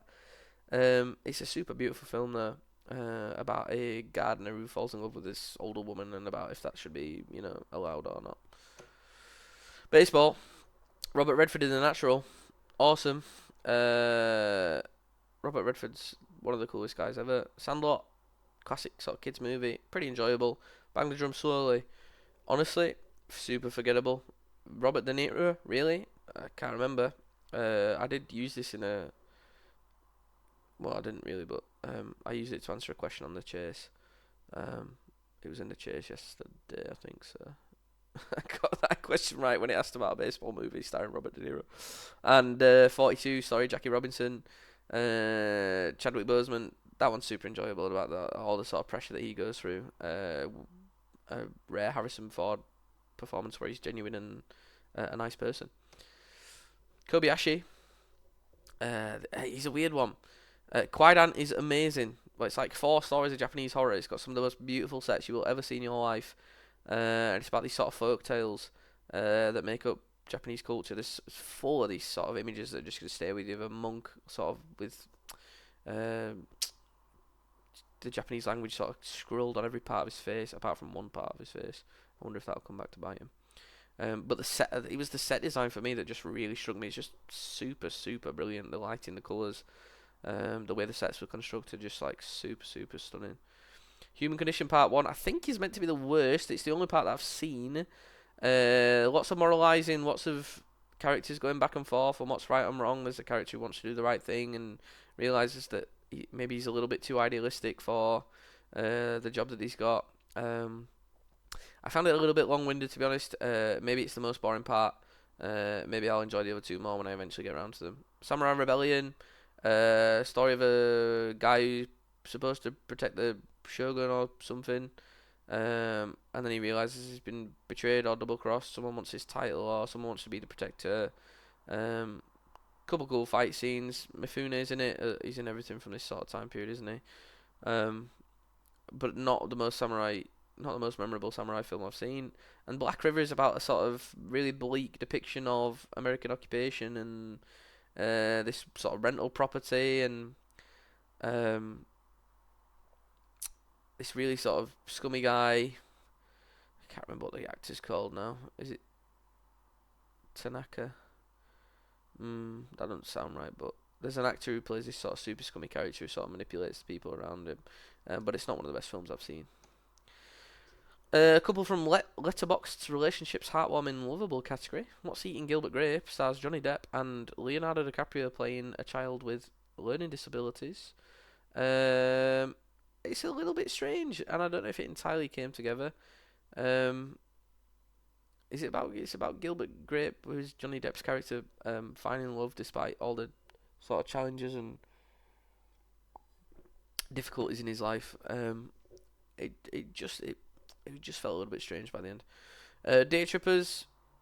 All I really remember is it's about a woman who gets a letter from her husband to someone else, another woman's name, and so they go on a road trip to investigate if the husband is actually cheating or not. And I remember Liv Schreiber's character, who's like a writer and like sort of super pretentious, and everyone ends up taking the piss out of his sayings and books that he's writing.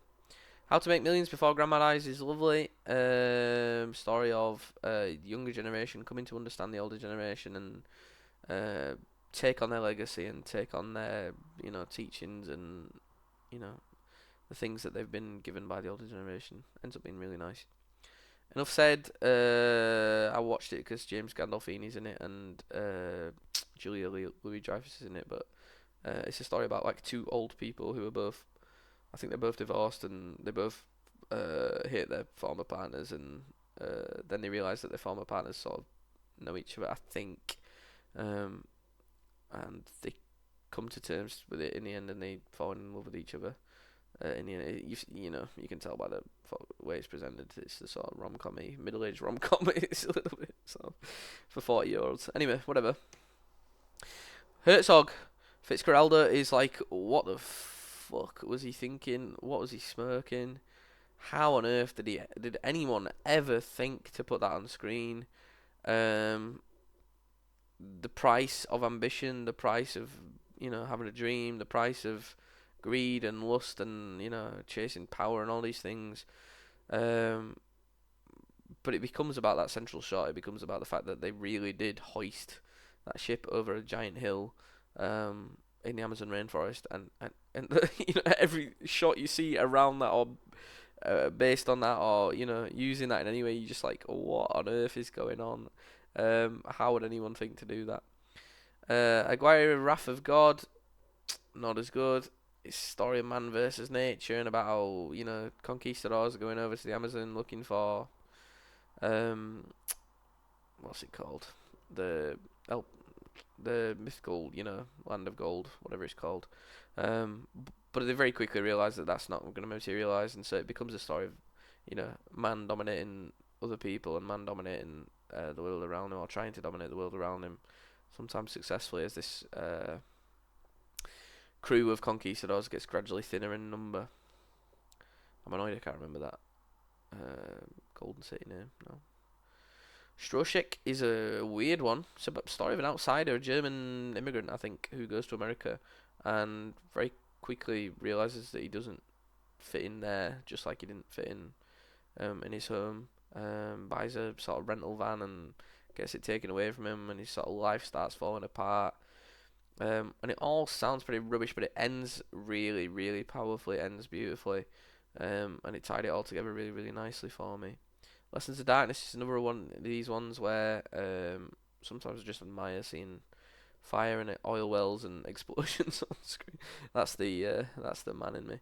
And it's a film about like the oil fires in Kuwait, and he took a camera out and filmed it all. And what's really powerful is how close to a vision of hell you get in a place that is very much on Earth. Eric Romer with the most suggestive picture so far, poster so far. Couldn't even concentrate there. Pauline at the Beach. It's another of these Romer films where people just sort of plod along and fall in love, and there's a young girl and this older woman called Pauline's her mentor, and they sort of both fall in love with the same guy. However, I think this one got a little bit creepy if I remember right. So I don't really recommend this one. My Night at Maud's was interesting because it's about a sort of husband who spends a night with this older woman, Maud, and he sort of debates, is he going to cheat on her, is he not going to cheat on her, and it sort of all comes full circle at the end.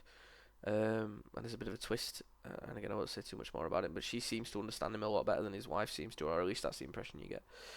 Four Adventures of Renette and Mirabelle is, I think it's Mirabelle, the character is like, this is probably not what it was intended, but it's sort of neurodivergent, autistic French girl, and how she's very quirky, and she's got very specific ways of doing things, and um, how she finds this other girl, and they sort of make a connection instantly, and again, maybe women can give a better idea, but feels like a story of female bonds and the sort of things that tie women together. Sorry, I'm just gonna get my coffee ready. There we go. And the Aviator's Wife. I didn't remember when I saw the poster, but then I did remember it's about a man sort of following his wife around, and he meets this other woman who helps him follow his wife around, and then they realise that they've got some sort of connection themselves. But again, it's all of this with Romer is it's very elusive, and it's very difficult to pin down exactly what's going on. He's telling very, very simple stories about, big ideas like love and things like that. You can, for me at least, I never feel like I can quite pin him down. Pete Postlethwaite, there we go, who I saw in Romeo and Juliet, and I thought, you know what, I've got to do a little bit more of this guy because I've not seen him in an awful lot. In the Name of the Father is good. Daniel Day-Lewis in one of his earlier roles. Two men wrongfully convicted of crimes in Northern Ireland. A little bit dated now, maybe, perhaps. Still mostly holds up though, and still an interesting story. Distant Voices Still Lives. Terence Davies again, one of his more acclaimed pieces. It's sort of like, I don't know what the word is for it. Is it not a triptych? What's the word for when there's like two sides to the same story? You get a story with two sides or two parts to it. And the first part is about an abusive father played by Pete Postlethwaite, and how he affects the family and who sort of suffers underneath his rule and under his thumb. And then the second part is about how the generations have grown up. He's long since passed, the abusive father's long since passed, and about some of how it seems like those ideas might repeat and how the family moves on from him, and how weirdly, even though he was this sort of really horrible person, weirdly how his presence is still lingering and still felt, and the power of song and things like that. It's quite interesting. Usual Suspects, pretty interesting. Again, like cast-wise, interesting to see some of these characters turning up. Kevin Spacey, is that Guillermo del Toro there? I wish I worked on my pronunciation before I did this. Benicio, sorry.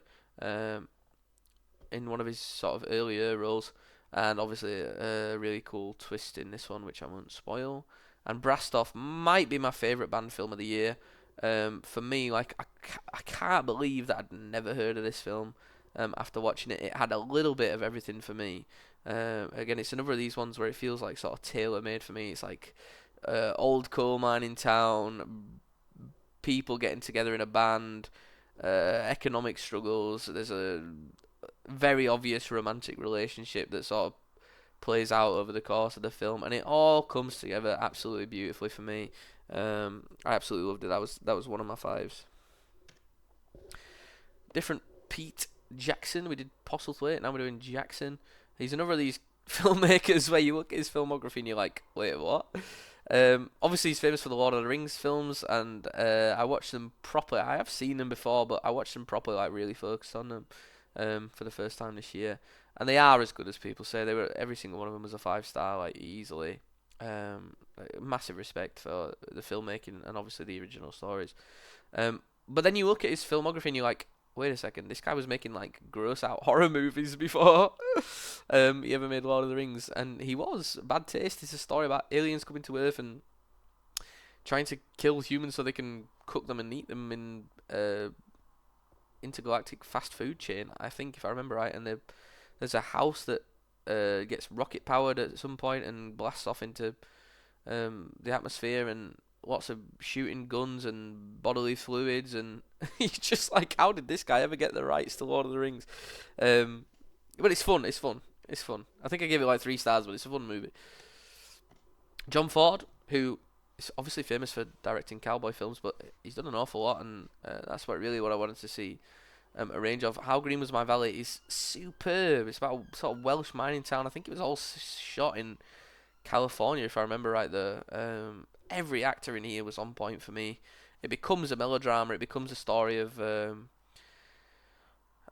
what price are we going to go to sort of save a family and to keep the family together, and even when things seem like they're not going to work out, can we make it work in some way? I don't want to say too much because I think it's a really beautiful piece of filmmaking, and for anyone who likes melodramas, definitely check that out. Grapes of Wrath, good. Bleaker than East of Eden, which is, saying something. Really is like Depression era in America. I'll be honest, I haven't read the novel, but I imagine if the novel is even remotely similar to the film, then it's probably incredibly, incredibly bleak. About this story of people who constantly have nothing and constantly need to be on the move and looking for work and never able to find a fulfilling and sort of meaningful existence in the America of the 1920s.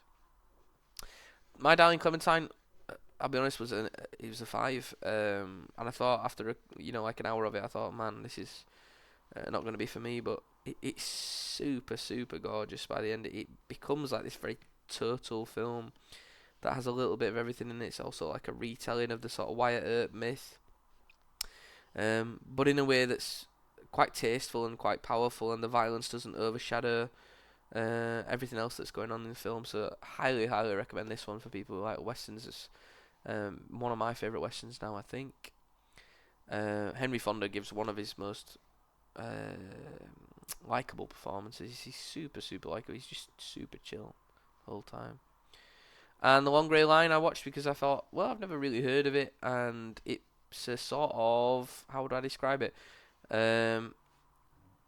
It's a sort of respect piece for the military academies of America, and a little bit like Colonel Blimp, it sort of tells the story of a man who goes there randomly one day and starts out as a chef, and over decades and decades he stays at this military academy.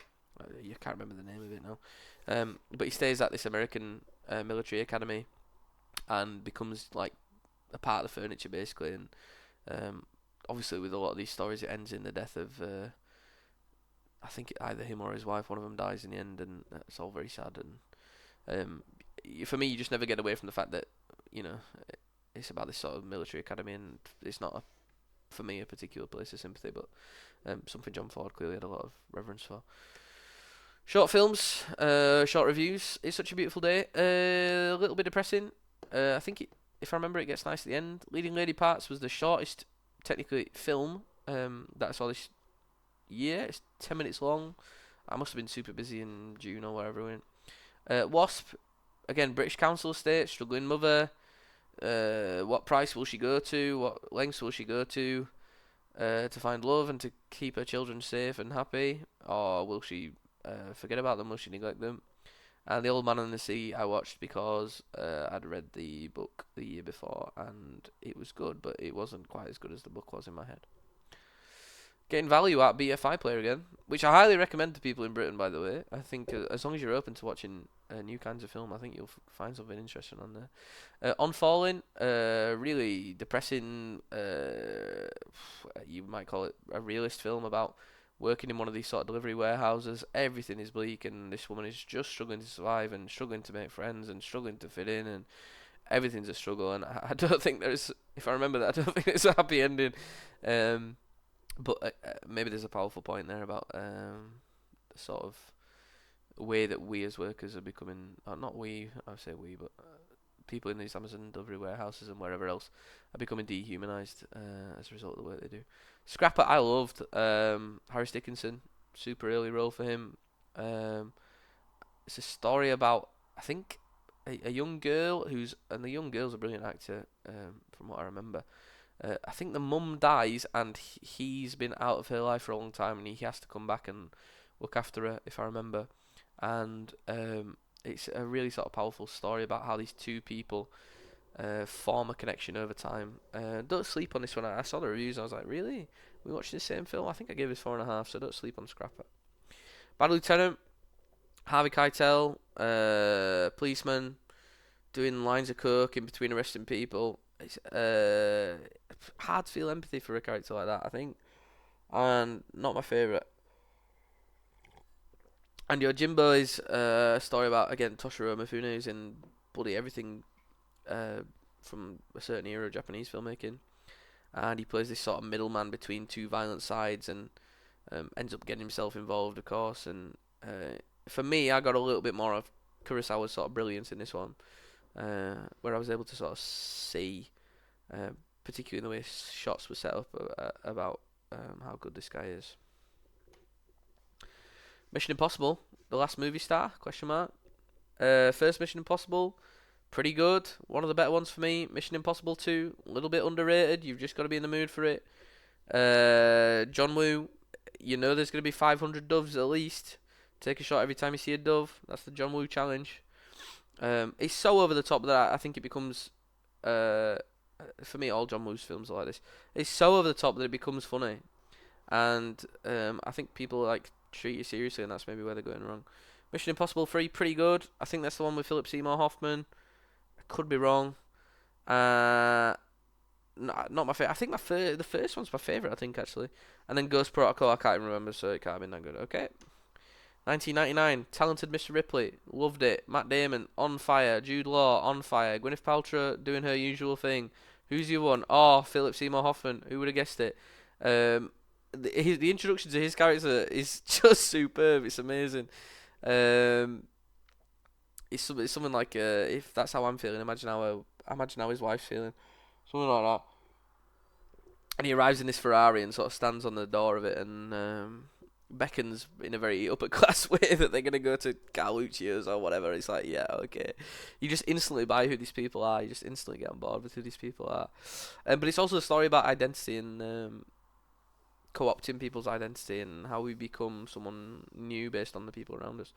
Boat of Eyes, one of the most beautiful films I've ever seen. The filmmaking's immaculate, start to finish. If you're interested in something a little bit more artistic, in something a little bit more unconventional in terms of narrative, I would 100% recommend this one to you. It's about masculinity, it's about repression, it's about, colonial power and things like that. It's really, really good, brilliant film. I gave that one 5 easy. I think I gave Mr. Ripley 5 actually as well.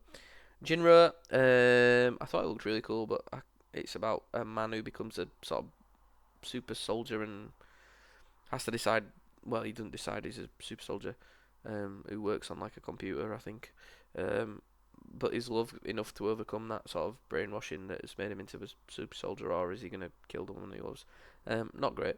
Notting Hill. It's a Hugh Grant rom-com. You know exactly what you're getting yourself in for when you watch that one. It was okay. It's perfectly charming. All of them are. Not the best rom-com I've ever seen. I'll say that. Okay. Julia Roberts, we love you still. My Cousin Vinny. Joe Pesci. Pretty funny. Send up of the legal system. It mostly sticks the landing. It's a pretty funny send up of the American legal system. I think I've got a soft spot for these sort of New York people. The New York accent and the New York sort of attitude. And there's a lot of that in My Cousin Vinny. Italian Americans. Breaker Moran, I'd never heard of before I saw it, but I absolutely loved it. It's a sort of story of justice and what's right and what's wrong, and someone who's made a questionable decision in order to keep control in a colonial. I think is it the Boer War, or it's something like this, either South Africa or Australia. It's an Australian film, but I think it's the Boer War. About the price that they've gone to, about the lengths that they've gone to keep law and order in South Africa. They've done something questionable and they're on trial for it, and are they going to be punished for it or not? I actually really enjoyed it, and again, highly recommend it if someone wants something a little bit different, a little bit weirder. Inherit the Wind, Spencer Tracy again loves the courtroom drama. He does, and we're not done with Spencer Tracy yet. Debating in a very religious town about evolution and about religion, and again, interesting to see some of those arguments still troubling America even today. I think I got a little bit more of a soft spot for Spencer Tracy in this one after only seeing him in the one about the isolated town, whatever it was called. Yeah, I liked him in that.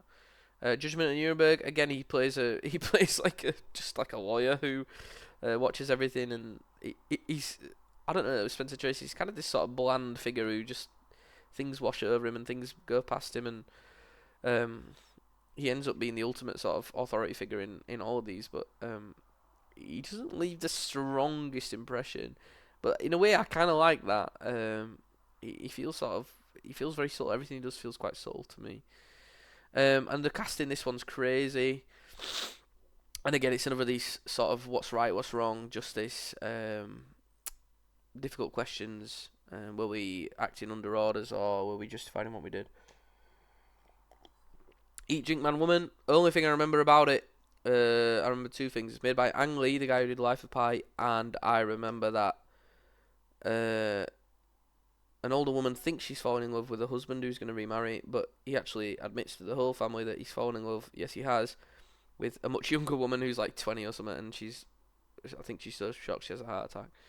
If I remember, it's something like that. Spring, summer, fall, winter, and spring. Story about two monks, and they're on this sort of isolated temple out in the water, and a monk teaches this young boy everything he knows, and then the young boy rejects the teachings, and there's a sort of idea of life, isn't there, and parents and child relationships, and then he comes back and finds love, and yeah, it was just okay though. Lost and Found, totally a bit of a mess for me. Look at the poster, for God's sake. There's no way it was going to be the best thing I'd ever seen, is there, with that poster, let's be honest. And Terrorizers, again, another Edward Yang that just treads the line again. It just treads the line. There are moments in there that are brilliant. There's a great big photo on someone's wall of a person that he's sort of obsessed with or loves. I can't remember which it is. And it's made up of tiny little photographs, and that's a brilliant, really brilliant moment. There's powerful imagery about the construction of a person in our mind. But he just doesn't always stick the landing for me. Zodiac, awesome. If anyone likes thrillers, you gotta see Zodiac. One of the things I realised is, as I did this challenge, is Jake Gyllenhaal's had one hell of a career over the last sort of 20 years. And certainly got a lot more respect for him when I realised everything that he'd done. It's the story of the Zodiac Killer, so spoiler alert, they never find out who the killer is, but there's still some moments in here where you're just like, oh my god, what is gonna... Oops, sorry. Oh my god, what is gonna happen? We must have found the person. This must be the moment. Richard Burton in The Spy Who Came In From the Cold. Again, incredibly bleak film. Incredibly bleak. Working as a spy, goes to the German occupied area of Berlin or something, and they've dragged his wife there or his girlfriend there in order to convince him to tell everything. It's something like that, and it's just super bleak. It's too bleak for me. Army of Shadows is brilliant. Jean-Pierre Melville. It's about the French Resistance. Jean Moreau on absolute fire throughout. Loads of like stunning moments where everything seems doomed and everything seems lost and out of nowhere. It's these sort of with the Resistance. It's these tiny moments. It's these minuscule moments that make all the difference. Elevator to the Gallows is if nothing else, it's an interesting concept about a man who commits the perfect murder but gets stuck in the elevator on the way down, and about some of the complications that arise from that happening. We're in July. Then I did Cronenberg. I did 8 Cronenberg in total. This is early Cronenberg. Shivers is kind of garbage. Not going to lie. However, lots of interesting things in Shivers which you would see come back again and again and again later on in Cronenberg's work. So at least you know what you're getting yourself in for if you start with Shivers. The Brood I actually really liked, and it might even be my favourite. It's this story of I can't remember exactly how it goes down, but there's these weird little murderous children that Oliver Reed's looking after, and again Oliver Reed, like, I'd watch him in anything, and they sort of go around murdering people. It becomes a story about like motherhood though, and it becomes a story about like innocence, and I just remember finding a lot actually to like about it. Scanners, weird one. You get this sense with Scanners that there's something brilliant there somewhere, but it doesn't quite work as a total package. I think that if I remember right, the main character, the actor playing the main character, gives one of the most sort of drowsy, relaxed, vanilla performances I've ever seen in my life. I think if I remember right, it's got sort of... No, I won't spoil. But I remember the main character being sort of completely bland. Videodrome, about the power of TV, particularly about the power of violence on TV and about how that influences us. It's one of these ones where people say it's actually just become more relevant over time, and you can certainly see that. It's about one man's sort of descent into hell and into violence as a result of the media that he's consuming. Videodrome's pretty good. Cronenberg continued. The Fly, more body horror. And one of the things I like about Cronenberg is I never know what I'm going to get. I mean, I've got an idea that at some point someone's limb's going to turn into a, pulsating glob of goo at some point. But apart from that, I never really know what I'm getting myself in for. The Fly, a person turns into a pulsating giant fly. So, that's good. You can definitely admire the special effects in this one if you're a special effects person. Jeff Goldblum puts on a very sort of unhinged performance. Again, as a man obsessed with achieving greatness, what price will we go to achieve greatness? Crash is completely mental. Don't watch it if you're not in the mood for something completely mental. It's about sex. It's about desire and lust and kink, and about like strange sexual. How do we describe them? Sexual habits that people have got, and about how sex is linked to things like trauma, and it's a very complicated film, and it's completely, not to make the car pun, but it's completely off the rails. Really, really drives you mad. There you go, there's another one for you. Because the first one didn't quite land, let's be honest. But it's completely mental. It's completely mental. But there is some interesting stuff going on there. Existence might be my least favourite film that I saw this year. It's a sort of spin-off, send-up of video game culture and about the world that we inhabit when we go to video game worlds. It becomes an incoherent mess, to be honest. I mean, watch the first 10 minutes of it, and they pull out a sort of what's supposed to be a video game device, but it's just like a pulsating mass of ears and eyes and snotty noses and goo, and you just think, listen, Cronenberg, at what point can we not do this in another way? That's where it got too much for me. And there's a point in a Chinese restaurant, and they order the special at the Chinese restaurant, and it's like, again, it's what I've just described. It's like a pulsating mass of like goo and globules and vomit and whatever else, and then the main character's like, oh, as part of my special mission, I have to eat this, and I was just like, fuck this, I'm not doing this anymore. Listen, it might be for some people, but it was not for me. I hated it. History of Violence, can't remember what happened. No offense. I genuinely can't remember what happened. David Lean, No Cowled. I think these were all originally staged performances. Correct me if I'm wrong. Cool posters, though. Criterion Collection, well done. In Which We Serve is a propaganda film, and we should not forget that. But I'll be honest, guys, it hit all the heartstrings. It pulled all the right heartstrings. I actually really enjoyed it by the end of it. I gave it 4.5. Shoot me. As far as propaganda films go, you know what you're watching. No one's under any illusion of what they're watching when it's made in, 44 or whatever it is. 42 actually, I think it might be. No one's under any illusion what they're watching, but it actually still turned out to be, for me, really, really enjoyable. Hit all the right notes, like I said. This Happy Breed, story about a family after the war, I think. 2 army men come back. Daughter sort of goes rogue and goes missing, and then, of course, there's a big emotional return at the end. Sorry, spoilers if you're going to watch this film from 1944. I enjoyed it, but it took a little bit longer to get going for me. I wasn't quite as invested throughout most of this. Blythe Spirit, you can see the poster. I think it's a sort of a joke, isn't it, about the sort of British sense of humour and about the British attitude towards the war, but it's actually about a wife who's died, and then one night they're doing a, oh man, what's it called? How many times have I forgotten the names of things during this? El Dorado, that's the city called. It's about a wife who died, and then they're doing a, like one of those calls to the dead, seance sort of thing. And then the wife, after the seance is done, appears as like a ghostly spirit that only the husband can see, and she's bright green.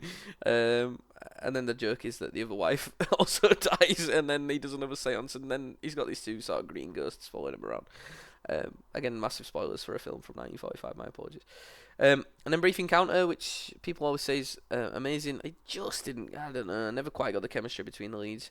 I enjoyed it. It was perfectly fine, but in terms of romance and stuff, I think I've seen better this year.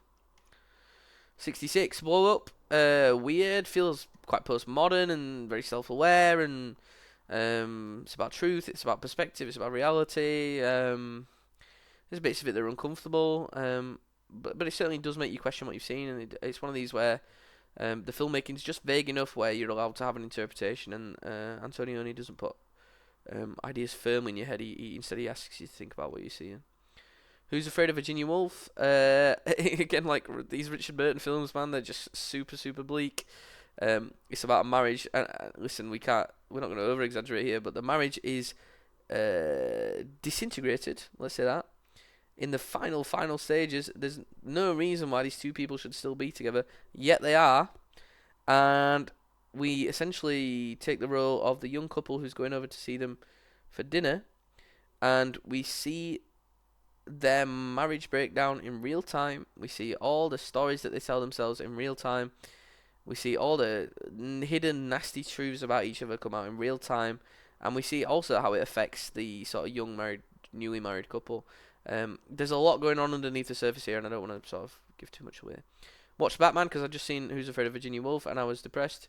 And Batman's awesome, and I love the Adam West Batman, and I think we should have a TV show that's like this again, to be honest. Man and a Woman, classic French thing. 2 kids in boarding school, both the parents are single and end up falling in love. It's pretty good. Jack Nicholson, 5 Easy Pieces. Jack Nicholson's comes from a gifted piano playing family, but he doesn't want to follow the family line, and so he goes and works out on oil rigs and stuff, and he's got this sort of unhappy marriage to this woman who he doesn't love.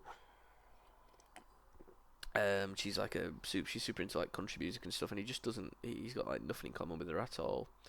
But he goes back to see the family who he's sort of estranged from.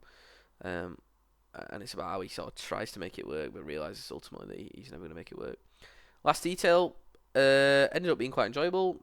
Jack Nicholson and another dude are escorting Randy Quaid, who plays this sort of naive teenager who's done some horrible. I think he's committed some minor crime in the Navy, and they have to escort him to a naval prison.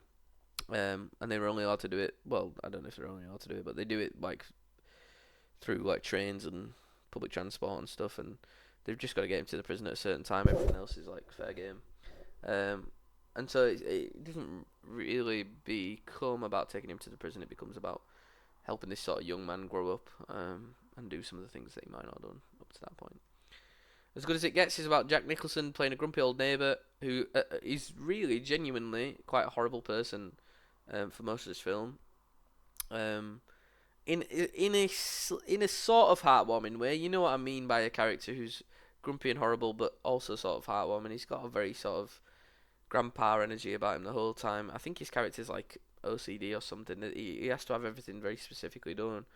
And his neighbour gets attacked, and someone needs to look after the neighbour's dog. And again, it's about how Jack Nicholson gradually opens up. You know, the sort of human version of the Grinch gradually opens up and starts realising that maybe not everything's not as bad as he thought it was. And One Flew Over the Cuckoo's Nest. Again, like classic bit of filmmaking. Really, really engaging story about mental illness and about how society views mental illness. Recommend that one if you've not seen it. Alex Cox, the punk filmmaker. Repo Man, pretty good. Shot the Going Green Taxi, love it, never gonna forget it. Rest of the story, not as good. Walker, I heard good things about. Found it a completely incoherent mess, I'll be honest. Okay, that's just me. If someone's like really focused on it and really into their left wing politics and knows exactly what's going on here, maybe they'd like it. I didn't really like it that much. Sid and Nancy, loved it. Completely loved it. It's about Sid Vicious and his relationship with I don't know what the woman's called, Nancy, I guess. But the filmmaking in this is lovely. The choice of shots and things, the way the film comes together in the end. The lead performance, Gary Oldman as Sid Vicious, is super good. The sort of history of punk that you get while the film's going. It's awesome.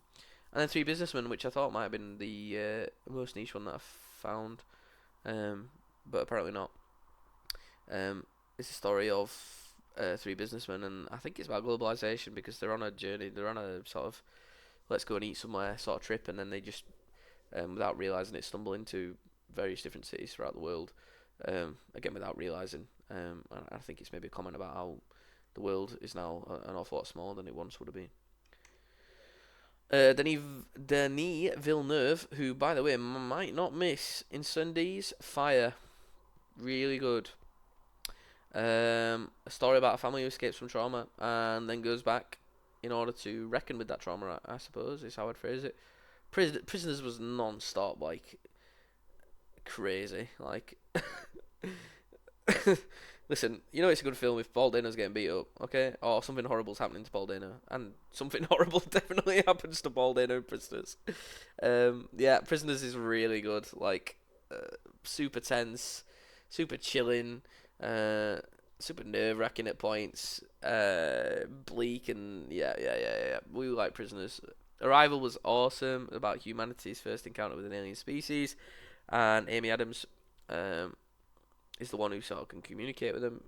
I really liked Arrival with these aliens, so we sort of don't view time linearly, and how that's sort of weaved into the story of Amy Adams, this character herself. And Enemy's the only one on here that missed for me. It's about a man who sort of realises he's got a doppelganger, but that's obviously not quite what's going on.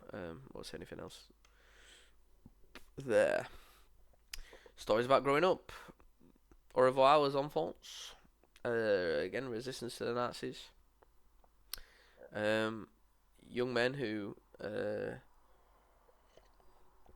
feel a sort of sense of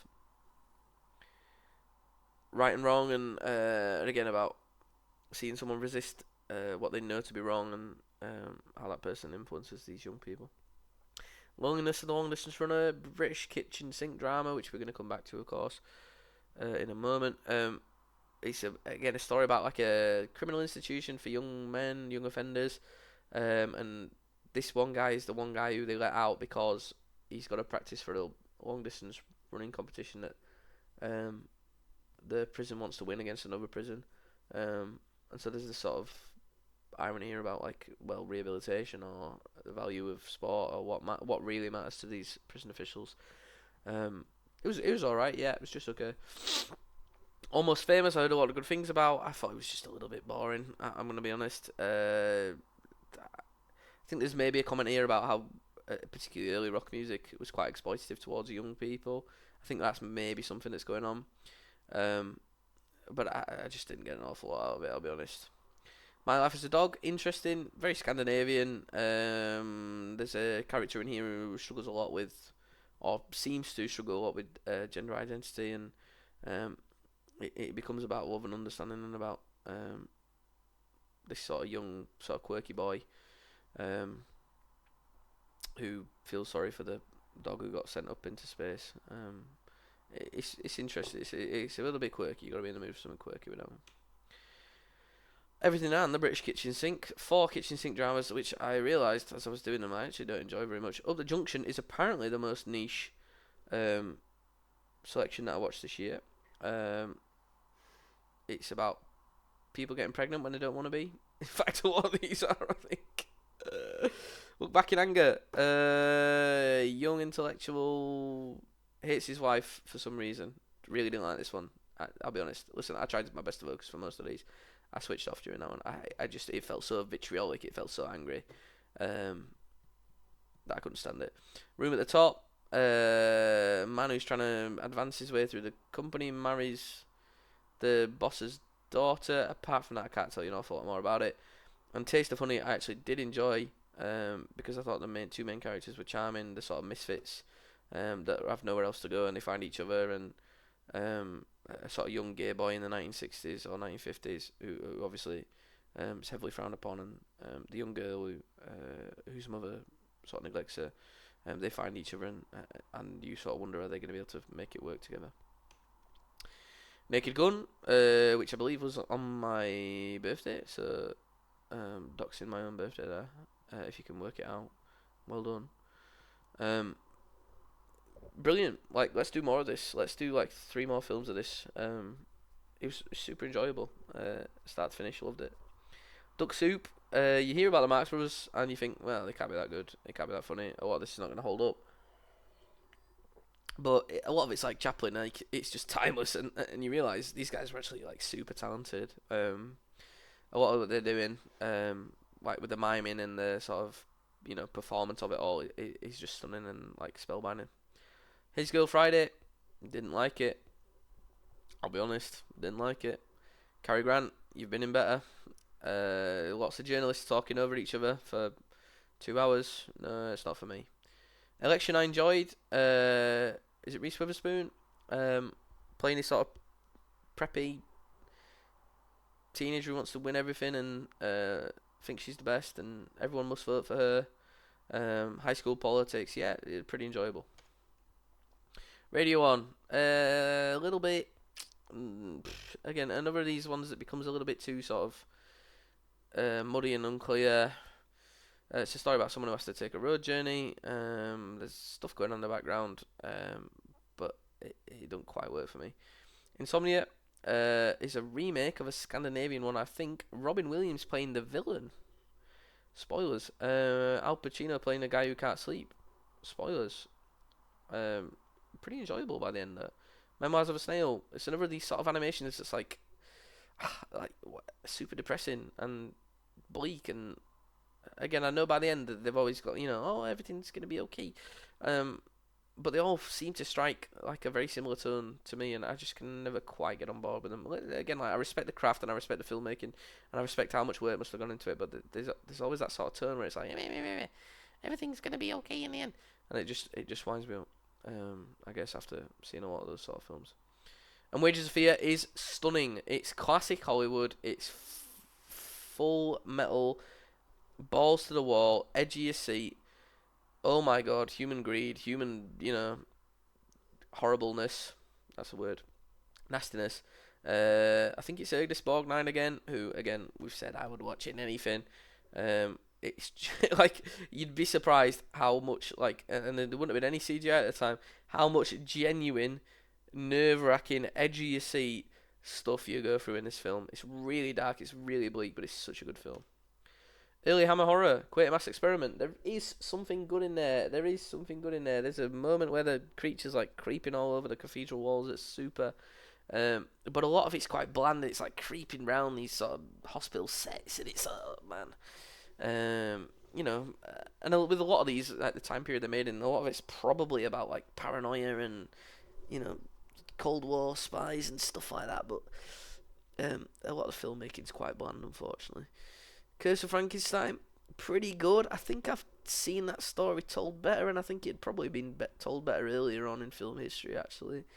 Dracula is starting to get pretty good. I think Christopher Lee, isn't it? His portrayal is sort of timeless. I think he was a lot better in this than he was in Frankenstein, but I don't think he had an awful lot to work with in Frankenstein. And The Curse of the Werewolf is our man Oliver Reed, and I think he's just super, like, just commands the screen. No matter what he's doing, no matter what he's in, and it ends with the werewolf sort of leaping from building to building. Super fun climax. Wim Wenders road movies. Alice in Cities, super cool, super nice little road movie about a man who has to take a girl back to her home, but she can't remember where it is, so they end up going around basically most of Germany. And again, it's about these two people who are very different, trying to find common ground and sort of coming together to, make everything work out. Wrong Move, a little bit of a miss for me. Same character, I can't remember what the guy's name is, but same character playing the main character, same actor playing the main character. Just not quite as good, and it's Natasha Kinski playing this sort of young girl, and that situation gets quite uncomfortable, I think, at one point, so no further comment. Kings of the Road, really good. Two sort of German guys, both a little bit lost in their own way, and it's about them sort of, again, finding their way. The theme of the road, the theme of the journey, the theme of the, sort of movement through life and life passing by, and trying to make all that work. Kings of the Road's pretty good. That might be my second favourite here. And then Until the End of the World is like, I think it's like a 4-hour sort of, if I remember right, it's like a 4-hour odyssey across most of the world, and it's at times very bloated, at times very confused, and it becomes at the end a story about, I think it's like the apocalypse or something, or um, I honestly couldn't tell you, like genetic engineering or it's somewhat weird, and it just lacks much clear focus for me. Ken Russell, the GOAT, British GOAT. Devils is awesome. Oliver Reed is just a magnetic. You can't take your eyes off the guy. As this sort of super powerful, respected priest. The set design here is it's just bonkers. Like, it's just absolutely bonkers. It's not a good Ken Russell film unless at some point someone's getting naked and having sex or having an orgy, and luckily that does happen here. Women in Love is the same. There's a famous naked wrestling scene between our man Oliver Reed and someone else, but don't let that be the only reason that you do or don't watch it. It's beautiful, beautiful filmmaking, and I highly recommend it. I think it's like a period piece. I think it's like 1920s or something. And don't neglect the film for that. It's absolutely stunning. Tommy is one of the more interesting rock biopics I've seen. He just does the most. Like, he could always phone it in and make a pretty boring and pretty bland rock biopic for the Who, but he doesn't. He turns it up to like it don't even go to 11 with Ken Russell. It goes to 12. He turns it up to 12, and Oliver Reed's playing this. We love Oliver Reed. He's playing this sort of Butlins character who becomes Tommy's father, and even Roger Daltrey is this sort of deaf, dumb, blind boy.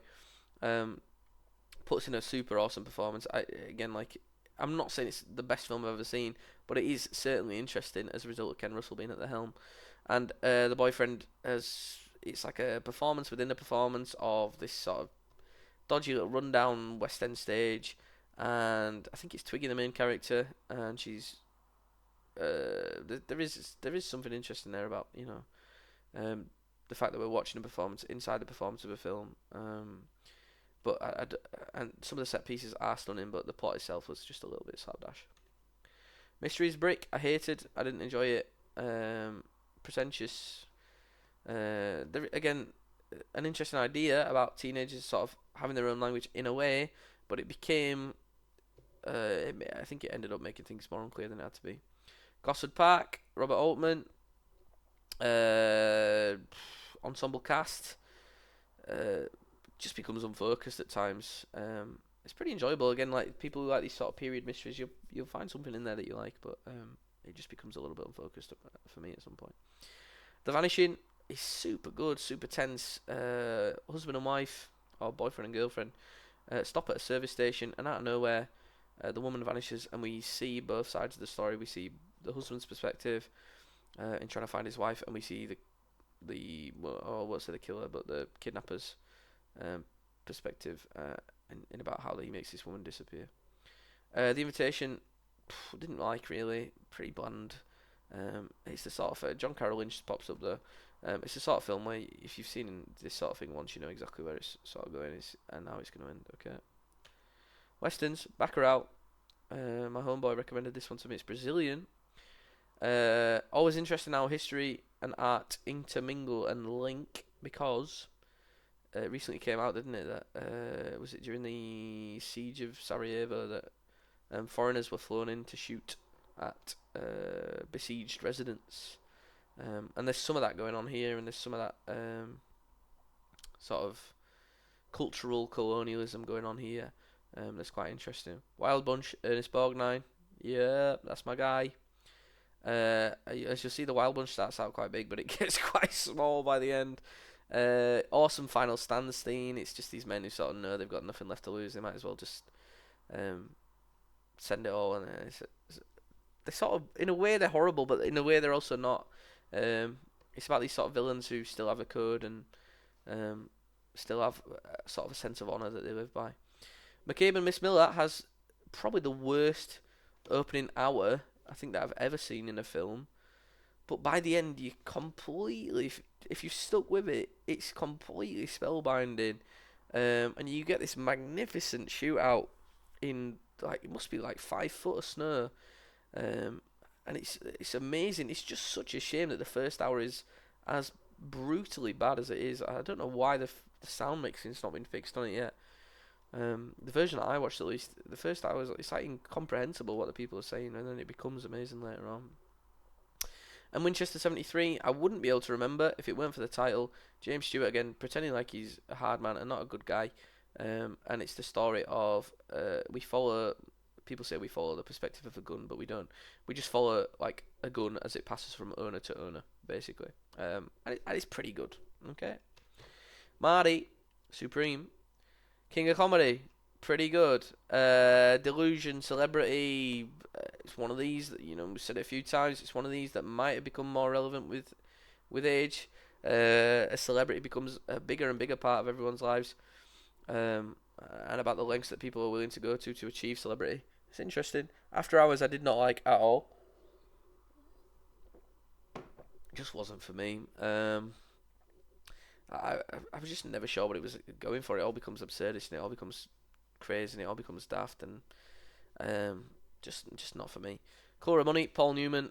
Oh my god, what a man. I mean, I don't know what age he was when he made this, but for me, he did not put a single foot wrong during this entire thing. It was also interesting seeing a really young Tom Cruise playing a sort of cocky upstart. I think there's maybe a meta idea there about the old actor showing the new actor a few tricks, and Tom Cruise obviously coming in hot and well respected, but Paul Newman, for me, really showing him how it's done. Magnificent performance. Apparently, and I've just only seen this the other day, apparently this is like a sequel to an earlier film, so I've never seen the earlier one, so I might have to get on that at some point. Raging Bull, awesome. Fight scenes are incredible. You just wonder what the hell is going on. Like, they're brutal, they're violent.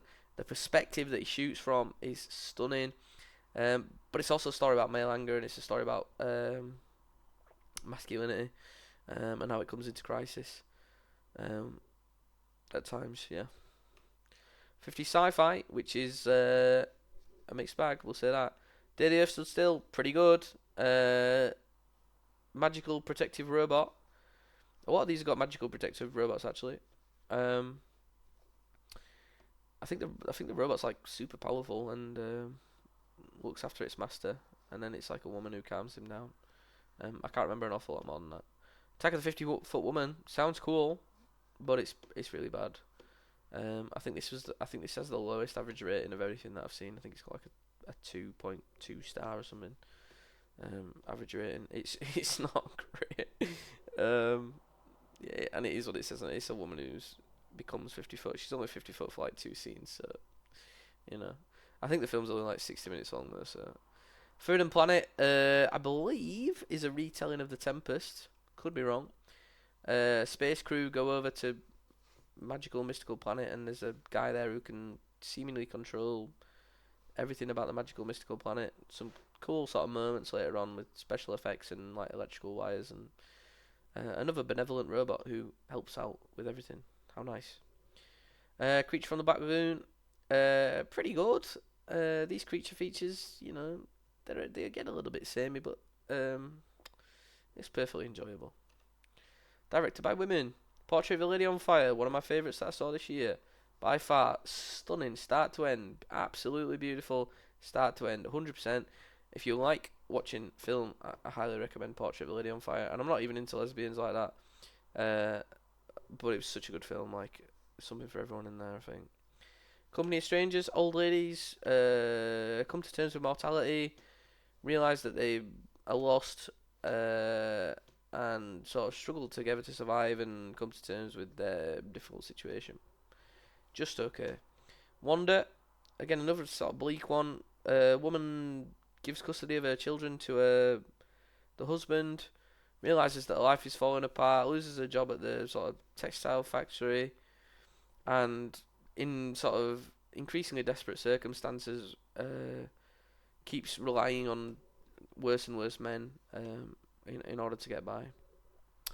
And Desert Heart's another one about lesbians and about this sort of lack of acceptance and stuff like that, and how they struggle to come to terms with it in a sort of Southern American town, if I remember right. Again, not really for me, but it was okay. 1920s, Faust. Like, I think in the first 10 minutes there's a shot in this and you're just like, what the hell is going on? I'd never seen or heard the story of Faust before. I mean, I knew roughly what happened, but there's a sort of picture of the devil, and he's standing over this entire city, and his wings are like caping over it, shrouding the whole thing in darkness, and it's super stunning. I think there's another one later on when we like zoom out of a window and go all the way back, and you just wonder like how the hell were they doing all this in the 1920s? So that one was pretty good. The General, um, I think these Buster Keaton ones, they're just fun. Like, um, I always go into it and I'm like, am I really in the mood for this right now? And then you come out of it and you're like, you know what, actually, yeah, that was pretty good. I think what makes this one even more interesting is I think it's about a boy who's like watching this on screen. If I remember right, I could be wrong. Um, Maybe that's young Sherlock. Anyway, one of them's about a boy who's watching this take place on screen and literally sort of jumps in and becomes part of the action. Um, and so there's an idea there about how cinema's affecting us. Constantly impressed by the stuff they were pulling off in the 20s. Potemkin I watched because always been interested in Russian history, and these Eisenstein ones I wanted to sort of see. The montage sequence around the steps is good. Um, it it is very very good. I think the rest of the film maybe doesn't hold up quite as well as that does. And The Passion of Joan of Arc, again, I thought, man, am I really in the mood for this? But by the end of it, you get a film that's really about the power of the human face and about the power of emotion. Um, and sometimes well, what I got from it is about sort of the brutality of these male figures in power and how they can quite easily dismiss and disregard a woman. Hated most of these. No way, let's just break this down. So this is Suzuki. Brandon to Kill has a main character who, and I don't know why the actor did it, but you can search him up. Um, Search Japanese actor cheek implants, and he's got cheek implants, and I could not, for the life of me, I'm a very understanding person, very open-minded person. I could not, for the life of me, get past the fact that he looked absolutely ridiculous in every single frigging scene he was in. All right, so how am I supposed to take your film seriously and as a crime thriller when your main character looks like he's constantly, got a mouthful of food? I couldn't do it. The editing was at times choppy, and at times for me it didn't quite work. But it's the main character, and he appears again in Gates of Flesh, which is also about again a couple of these Japanese ones where it's about occupation and about how Japan's coming to terms with occupation. But it's also about prostitution and sort of four prostitutes, I think, fighting for the affections and the heart of this one guy. Tale of Sorrow Sadness is about a woman who becomes a celebrity, and again it all gets very weird, and it all gets very strange, and it all gets very confused, and I think there's a moment in there where someone's husband shags someone else's wife, and it, I already knew this filmmaker wasn't for me by this point. And Fighting Elegy is about, I think it's about a young boy who goes to a new school because he got kicked out of his old one for fighting, and basically just starts fighting people again. And again, there's something deeper there about masculinity, isn't there? But again, this Suzuki is just not for me. Robert Redford, who unfortunately died this year. All the President's Men was good.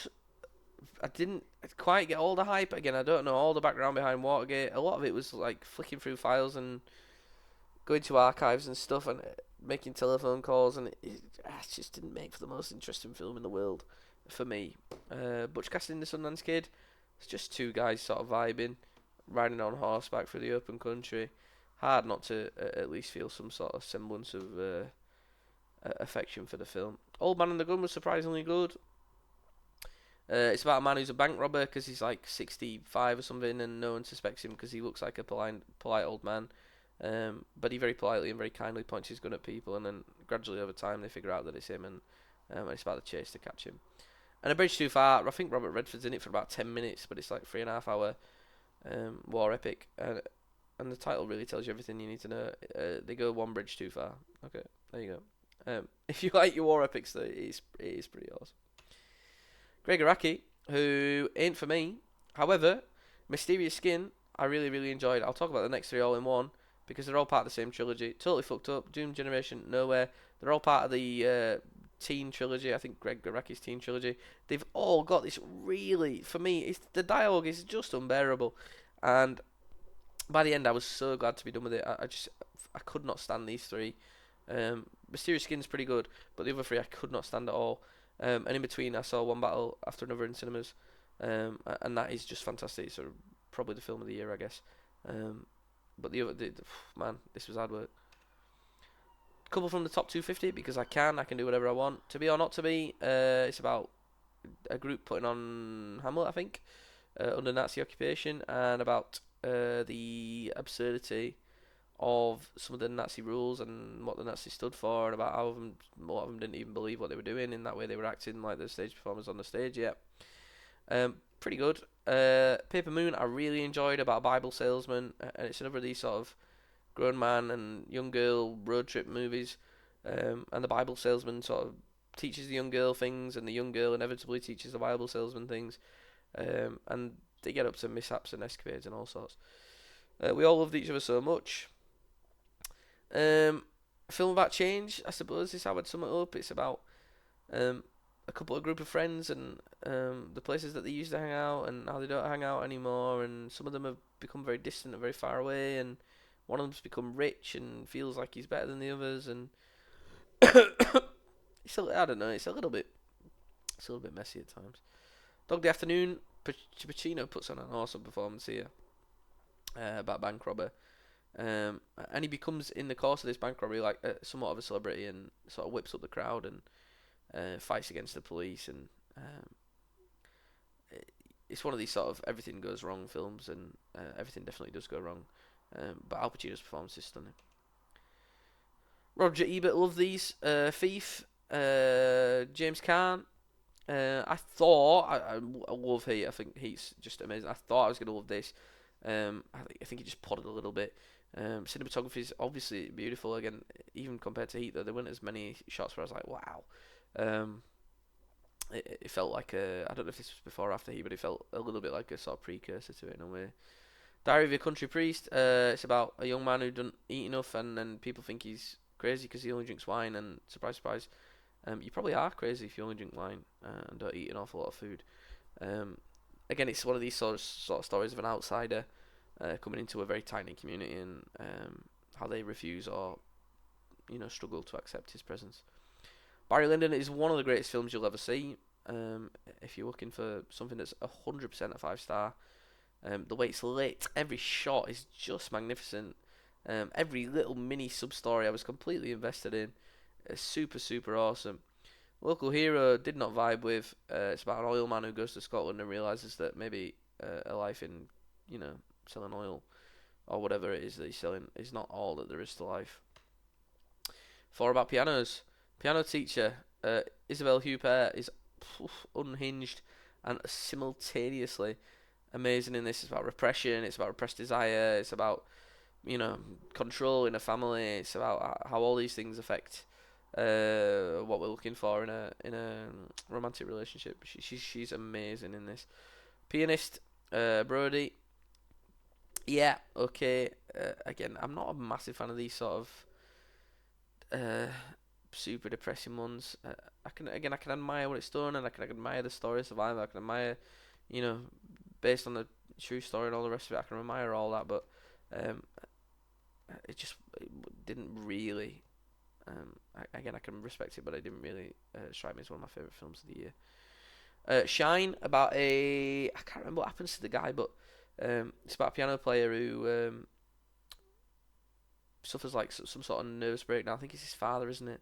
His father makes him suffer a nervous breakdown, and he gets institutionalized. And again, it's about how he sort of comes back and has a sort of resurgence. And there's the performance of the guy that it's based on actually playing at the Oscars the year the film came out. So quite a heartwarming story. And then All About Lily Choo Choo is like a sort of modern, coming of age film, it says on there. But again, it's one of these sort of ones where it's like it becomes a little bit messy. It's about two sort of boys and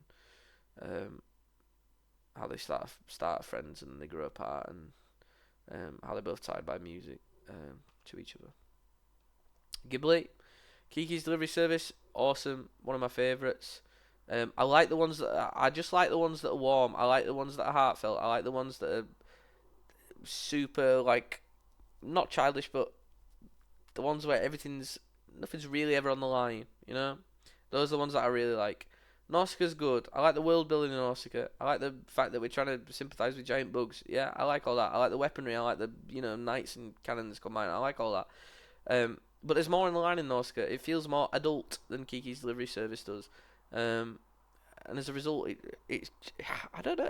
I don't know what it is, but I like these ones that are playful. I like these ones that are fun.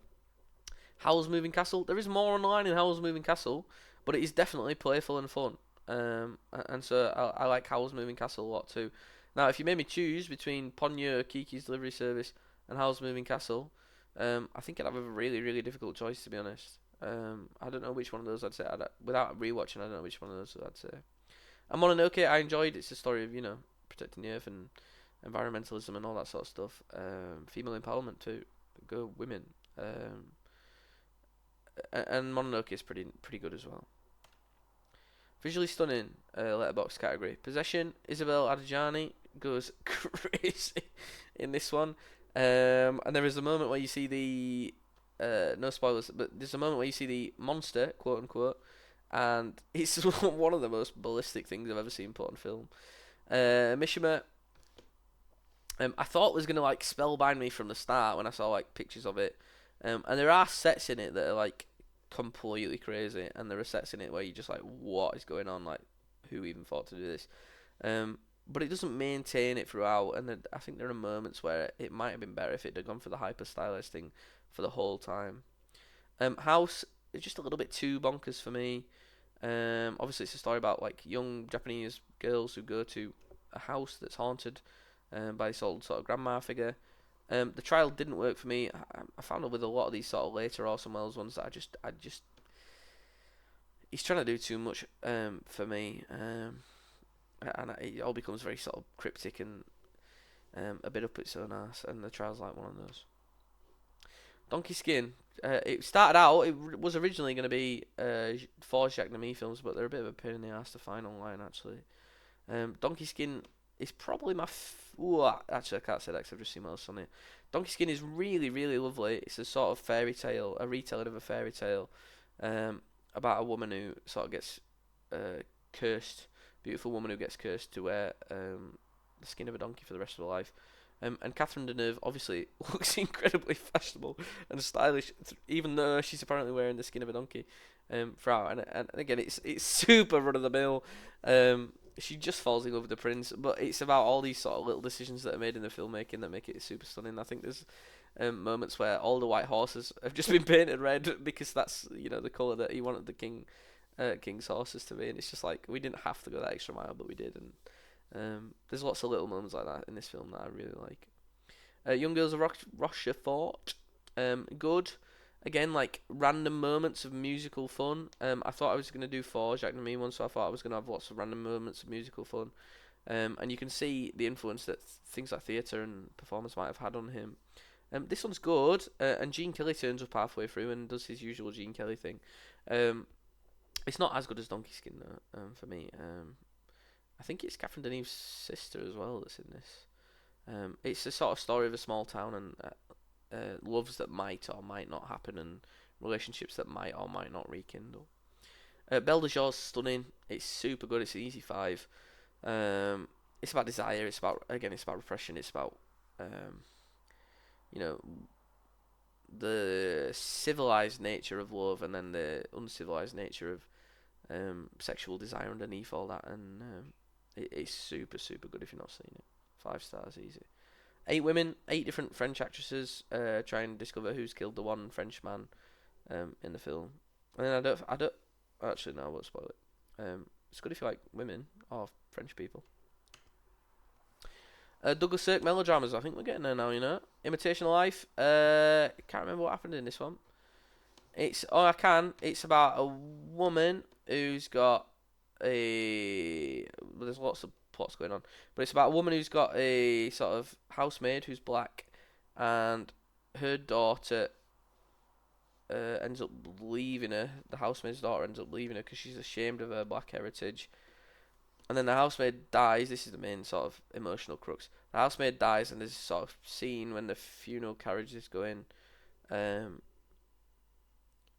the streets of New York. You've been with this family for 2.5 hours. the funeral carriage is going through the streets of New York, and who should turn up but the daughter who left her mother out of shame, crying and banging on the hearse and stuff like that. It's also the story of the actress rising to fame and how she falls in love, but it's not the right time, and she has to take this husband that she don't actually love, and then the right man comes back, and it's typical melodrama stuff. Written on the Wind is Rock Hudson again, doing his. He's a bit better in this one because there's a bit more sort of macho stuff to do. I think I like Rock Hudson when he's punching someone or got overalls on. It's when he's got a suit on. I'm just like, I don't buy this. And it's about an alcoholic. And there's this really tense moment. There's some interesting structural stuff going on here where you sort of see how the film's going to end at the start. And you've sort of got to work your way through it to get back to that point. Magnificent Obsession is again Rock Hudson. He's having a boating accident. He's in a boating accident and he blinds this woman. Or no. He kills this woman's husband, I think. No, that's not right. He blinds her, I think. And then he realizes that he's got to sort of make up for this, and he makes up for it in a number of different ways. And eventually, I think they realize that they can look after each other. And he changes a lot as a person, obviously, as a result of his horrible personality being exposed and having a massive effect on someone. Lord is surprisingly good. It's Douglas Sirk doing noir, and it's about a serial killer who leaves poetry clues in a newspaper for all the people that he's going to murder and the police to follow. And it's got a cool twist ending, so that one's good if you're a noir fan. Spooky Season, Peeping Tom, Michael Powell. Michael Powell's like, he loves playing with perspective. He loves playing with the camera a little bit, and he plays with that idea here because the serial killer, or however you want to call it, I think he's a serial killer, yeah. He is a photographer himself, and so there is this idea that it's like cinema itself is in a way harmful or damaging, and how much damage is it doing. The character's a little bit of a creep, to be honest. You don't entirely hate him, and he's sympathetic at times, but his character's a little bit twisted and a little bit sort of perverted, and genuinely creeps you out. I think what's shocking about this one is that it was seen as controversial at the time, despite for the 1960s there must have been an awful lot of stuff similar to this. You see stuff like this on BBC One now at like 8 o'clock, and it's not that crazy. But it did apparently end the career of Michael Powell. The Whip and the Body, Giallo. It's a complete shit, man. And some of these, listen, with a Giallo, you never know what you're gonna get. You know it's gonna be batshit insane, but nah, this one did not hit. I think the biggest sin that a Giallo can commit is a Giallo being like this Italian horror. It's being boring, and this ended up being quite boring. Whatever Happened to Baby Jane is Joan Crawford and Betty Davis, I believe. Sisters, Jealousy, Abuse, Neglect. It's another of these sort of actually quite bleak ones and quite depressing ones. I think Joan Crawford's wheelchair bound, and then her sister, she's an alcoholic child star who ends up resenting her and ends up wanting to get her own back on her. And like I say, the story's quite bleak in the end. And Scream, which I'd never seen, but I think definitely deserves its reputation because I've really enjoyed it, and I thought it played quite interestingly with a lot of the conventions of the slasher genre. Even though it's been in the 90s, I thought it was so confident in its execution. So definitely watch Scream if you've not seen it. And then there's second Spooky Season. This is like going into November now. I thought I'd do 4 more. Invisible Man's actually surprisingly awesome. It's a story about a man who invents a way to become invisible, if you can believe it. And I think one of the things I always see people say about this one is that it's actually surprising for a film that's made when this one is, I think it's the 50s, it's one of these sort of 50s horror ones. For a film that's made when it's surprising what his kill count is, because he kills an awful lot of people in the course of this sort of story. And it's about the hunt to track him down because he realised that he's actually been abusing this power. He could have used it for good, but he certainly hasn't been doing that. Day of the Dead, Romero. I think my favourite Romero that I've seen is Dawn of the Dead in the shopping centre. I think because of what it's saying about, consumerism and stuff there. But this one's pretty good too. It's classic sort of post-apocalyptic. We're in a bunker. Um, Tough decisions are going to have to be made at some point. And it's about, this group of survivors, who's going to make it out. Is it going to be the good people or is it going to be the bad people? What's the sort of cool gore and physical effects and typical sort of Romero. I can't remember what that guy's name is who does the amazing makeup. Harry Zaffini or something like that. But the makeup in this is insane as well. Like the way massive spoilers, but the way the zombies sometimes rip people apart and you believe what you're seeing is like it's unbelievable. Phenomena is. Whew. Now this is Giallo. That's what I'll say. This is what Giallo should be, because it's about a girl who can communicate with bugs in the Swiss Alps, who meets a professor who's got a pet monkey who may or may not avenge his death at the end of the film. Okay? That's Italian horror. That's what Italian horror should be. If I'm putting Italian horror on, I'm putting Argento on, or the other bloke, I don't want a standard Dracula film. I want some random friggin' shit to happen. And at least with Phenomena, I definitely got that. It's off the wall, fucking insane. Jennifer Connelly is like a sort of American prep school girl, goes over to this Italian boarding school, which is obviously an idea that Argento would return to later on. But it's completely insane if you're in the mood for that. Sinners, loved it. I'm glad I got a chance to see it this year. Shout out to the Rocky Road to Dublin. Love that song, love that film. Michael B. Jordan, you're on fire, bro. November, Strangers on a Train, pretty good. I thought it was a little bit run of the mill actually, for a lot of this, and then I thought it picked up, and I thought by the end, I thought the way that the ending was done was, and the tension between the moment when the tennis match starts right to the end of the film, I thought was so masterfully done that I just had to respect it. And it ended up being a film that I really enjoyed. I like the concept a lot. Double Indemnity, very much the classic noir. I can't believe I've never seen it really, but not my favourite. I think it's very much the femme fatale, isn't it? It's the woman who has very little sort of redeeming features about her. She's just someone who, by the end you absolutely despise, and that's fine, but it made the film a little bit sort of hard going. I did like the use of perspective. I did like the idea that he sort of comes into the insurance bureau and then starts recounting his crimes, and then it all builds up to how he reveals what's going on. I did like that. Touch of Evil, another of these late Orson Welles ones that I can't get behind. The opening shot's cool, don't get me wrong, but I just think they're all. It's just that I can't. Something about them just can't get behind them. Can't get behind them. Asphalt Jungle, can't even remember, so that tells you all you need to know. One Kar Wai and Frankenstein in the middle, because why not? Days Have Been Wild, filmmaker finding his feet.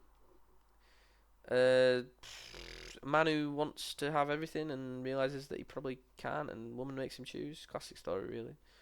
Not a great film though, for my logic. Fallen Angels, quite nice. Two perspectives. Lengths that we go to. I need to rewatch it, I think, at some point. Certainly, I was chasing the Chungking Express high, but I never quite got there. Frankenstein was awesome. Set design, as we would expect from Del Toro, is stunning. I think Jacob Elordi showed a different side to himself in this one. And in terms of like accuracy and stuff, I think obviously you get the filmmaker's perspective as well, but I think this is actually pretty close to some of what was going on in Shelley's head. And 2046 actually I found to be weirdly enjoyable because I not heard an awful lot about it from Wong Kar-wai, but it's a sort of story of a man in a hotel room chasing a woman that he once loved. I think it's technically a sequel to In the Mood for Love, but it's about different relationships that blossom and about how life moves on and things move on and relationships come back when you least expect them, things like that. 1968, Swimmer, hated it. Pretentious, it's very 1960s, and you can only really know what I mean when you put it on. It felt utterly pointless. It just felt pointless. It's about, I'll tell you the concept. It's about a man who believes he can make it home from his friend's house by only crossing the swimming pools. Okay, Now that sounds, in fact, it sounds stupid, but it sounds like, okay, fine, I'm on board, whatever. And I was on board. I was like, okay, yeah, obviously there's gonna be a bit of trips and through back gardens as well, but okay, yeah, he's gonna go through all these swimming pools, yeah, whatever. Um, but by the end, I was like, what was the point? So what does the swimming pool what become symbolic of a sort of cleansing? Is that it? I need to wash ourselves from the past. It felt pointless. I hated it. I just did not like it at all. Bullet, pretty boring. Oh, sorry. Oh, definitely don't want to do that. Bullet is pretty boring. I don't want to do this again. I want to go back. There we go. Bullet is pretty boring for like an hour, and then it has the best car chase ever put to. No, it's not going that far. But a super cool car chase through San Francisco. So if you're a car chase person, you should see it. Faces is uncomfortable. It's brutal. It's John Cassavetes, Gina Brolins. Not as good as A Woman Under the Influence, but it's dark. It's bleak. It's just Cassavetes like interested in all these little sort of cracks in the human personality and how our dark sides will come out if we show enough of them to other people. And then Malcolm McDowell is a private school boy who starts a revolution in If, and that one's pretty good. I can't remember that much about it though. So, 1972, Sleuth, Laurence Olivier, Michael Caine, loved it, totally loved it. Just these two play every single role. Spoilers. These two play every single role in the film, and it's super fun. And it's just like when you realise what's going on, it's like, yeah, awesome. Blackula has no right to be as boring as it was. I was actually offended that it was as boring as it was. I thought it was going to be really funny, but it just ended up being boring. And Solaris is Tarkovsky. There's obviously, you'll notice there's big gaps in Tarkovsky for me, and that's something that we'll probably get to next year. I don't know if I'm doing this again, but we'll probably get to some Tarkovsky next year at the very least. And it became quite interesting about a man who goes on board the space station and about these scientists who've gone mad, and about a wife who is she or is she not coming back to him. It's very cryptic. It is Tarkovsky after all, but I did find it quite enjoyable. Discreet Charm of the Bourgeoisie, I probably would have been confused by, but I read an essay before I watched it, and it said that you should focus on the interruptions, not the fact that they're not eating, because it's about this dinner party, and the dinner party never actually takes place. It's about all the things that get in the way of the dinner party, and so it's sort of like a comment on things that get in the way of life, or things that get in the way of the middle classes. Movies about movies. Irma Vep, Maggie Chung. We love you, Maggie Chung. The ending to this film's really awesome, really creative. Maggie Chung in Paris. Yeah, I'm on board. Living in Oblivion, Steve Buscemi. Apparently this is based on a real film, which I've yet to see, but apparently there's a real film that this is based on the making of. But I haven't seen that one. This was pretty good. It was nice seeing Steve Buscemi as like the sort of lead. Body Double, Brian De Palma, sultry, stylish, sexual, voyeuristic. Yeah, I mean, I don't know if I was entirely sold on it by the end. I think I enjoyed it, but I think some of the stuff about spoilers, obviously with the title, but I think some of the stuff around, it wasn't that woman you were seeing, it was this woman. Could have maybe been clearer. Anyway, Bad and the Beautiful, Kirk Douglas. Is that the right Kirk? He's a sort of, I don't know, he's an up and comer in the world of Hollywood, and he makes three people's careers, but we find out at the start of the film that they all hate him, and he asks them all to come back for one final film, and it's about will he be able to convince them or not. William Wyler, The Best Years of Our Lives, stunning. Starts out pretty run of the mill. It's like romance, it's all these things, but there's so much tiny little subtle nuance in the direction. There's a scene at the party where the whole crowd is sort of looking at the two people who got married, and the other two people who want to get married are just staring at each other while the party's going on, and you just see it clearly, and then the party sifts, and those two are still there, like as if they hadn't ever noticed everything else that was going on. There's a moment as well where a character sort of goes to an airplane graveyard in an attempt to sort of rekindle his glory days from the war, and The shot there is like something out of Tarkovsky. It's like a man sort of encased in the moon almost. It's brilliant. There's a lot of really subtle stuff going on there that makes it brilliant.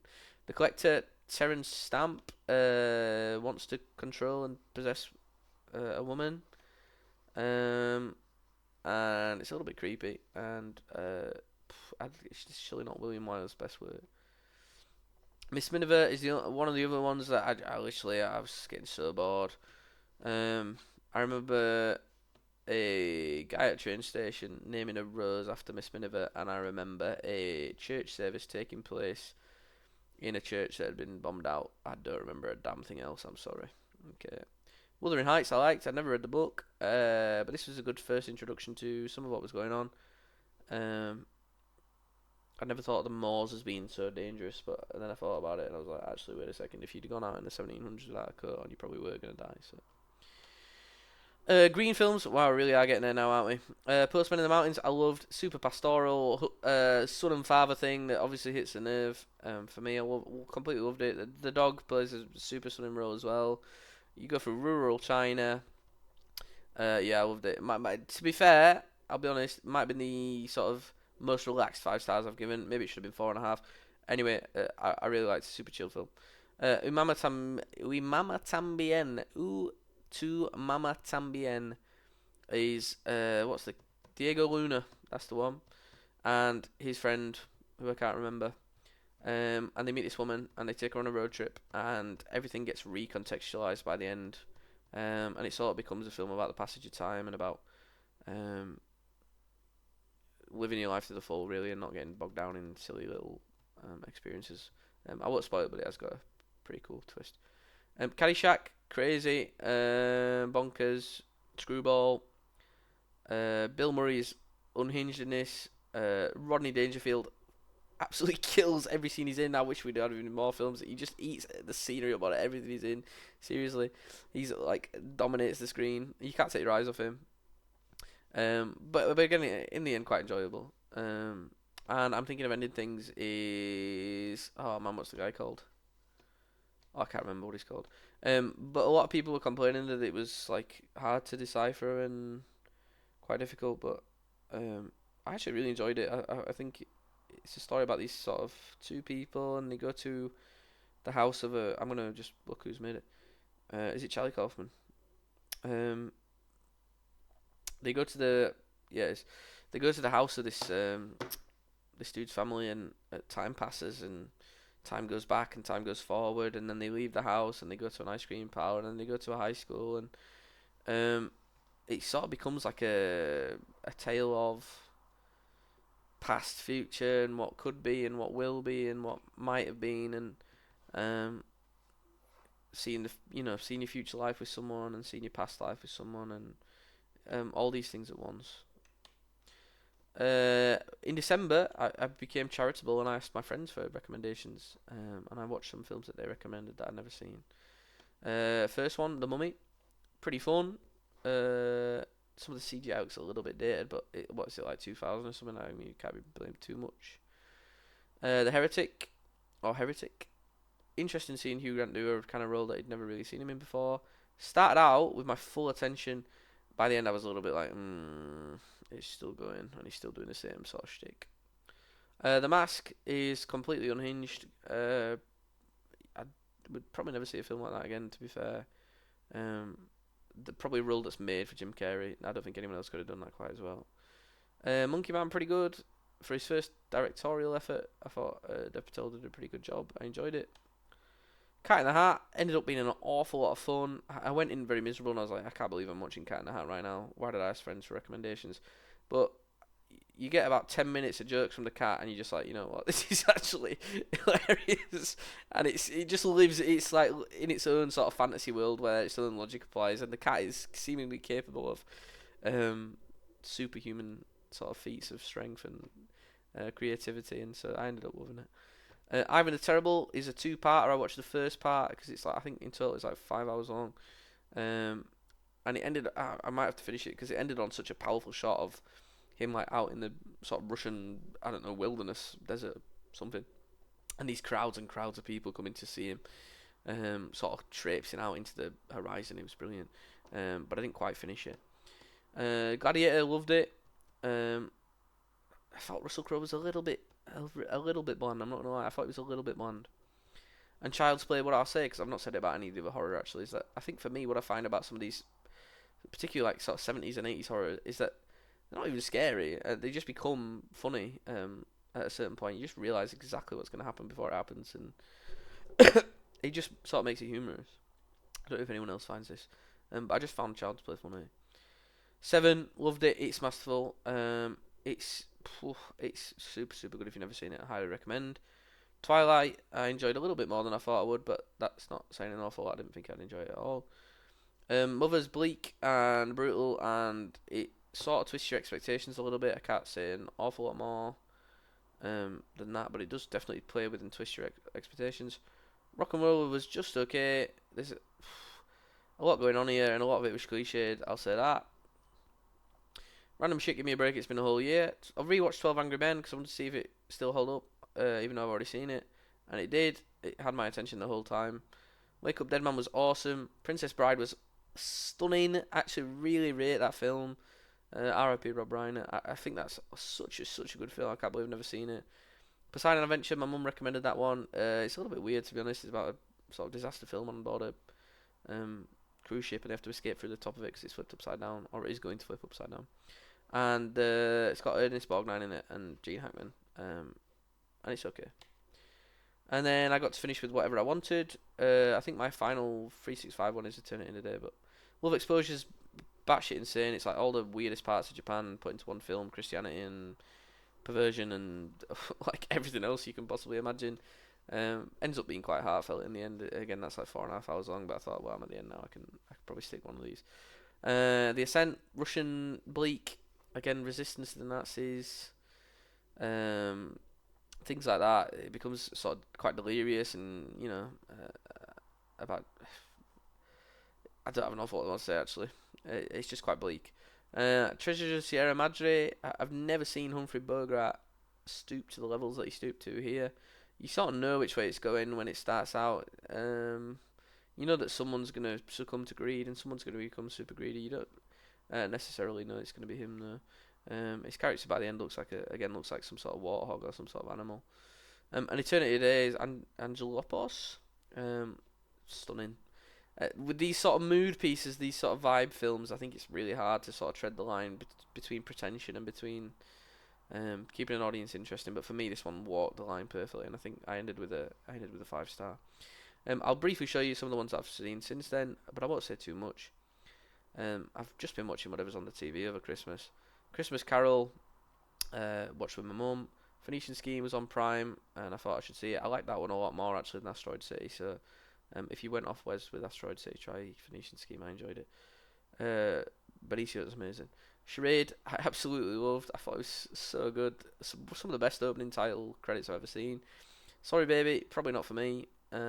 Just not my sort of thing. DD, coming of age film, but didn't really have the heart and the warmth of some of the best coming of age films for me. Things like Stand By Me didn't really have all that heart and that warmth. Weapons is the most fun you will have if you watch a film from this year. I can guarantee you that it's super engaging. I put the pause on halfway through, and while I was doing other things, I was just constantly thinking about what could be going on in the film. Tim Robinson shows us how hard and awkward it can be being a man trying to make connection in the modern world. Interested to see what he does next. Mark Supreme, stunning. I watched Eddington, which actually I'd seen a lot of sort of critical panning of, but I actually quite enjoyed. It's really about America, but it's about more than that because it's about sort of conspiracy theories. It's about echo chambers. It's about that sort of thing. But I actually enjoyed it a lot. Caught Stealing has some of the best individual characters that I'd seen from 2025, and I did want to end with 2025 stuff. And I didn't put them on here, but I'll tell you what I've seen since then. I've seen The Long Walk, which was awesome. Really enjoyed it. I would have just cut the film about 20 seconds earlier and left it up to the audience's interpretation rather than showing what happened. I saw The Mastermind, which for me was just a little bit too slow. Although I love Joshua Connor, and I saw Urchin. And again, like the reviews of Urchin I'm seeing the 3.5 average, and I don't know what film people are watching because for a directorial debut, I thought it dealt with issues of homelessness with a lot of heart and a lot of feeling. So that's my year in film. Thank you for watching.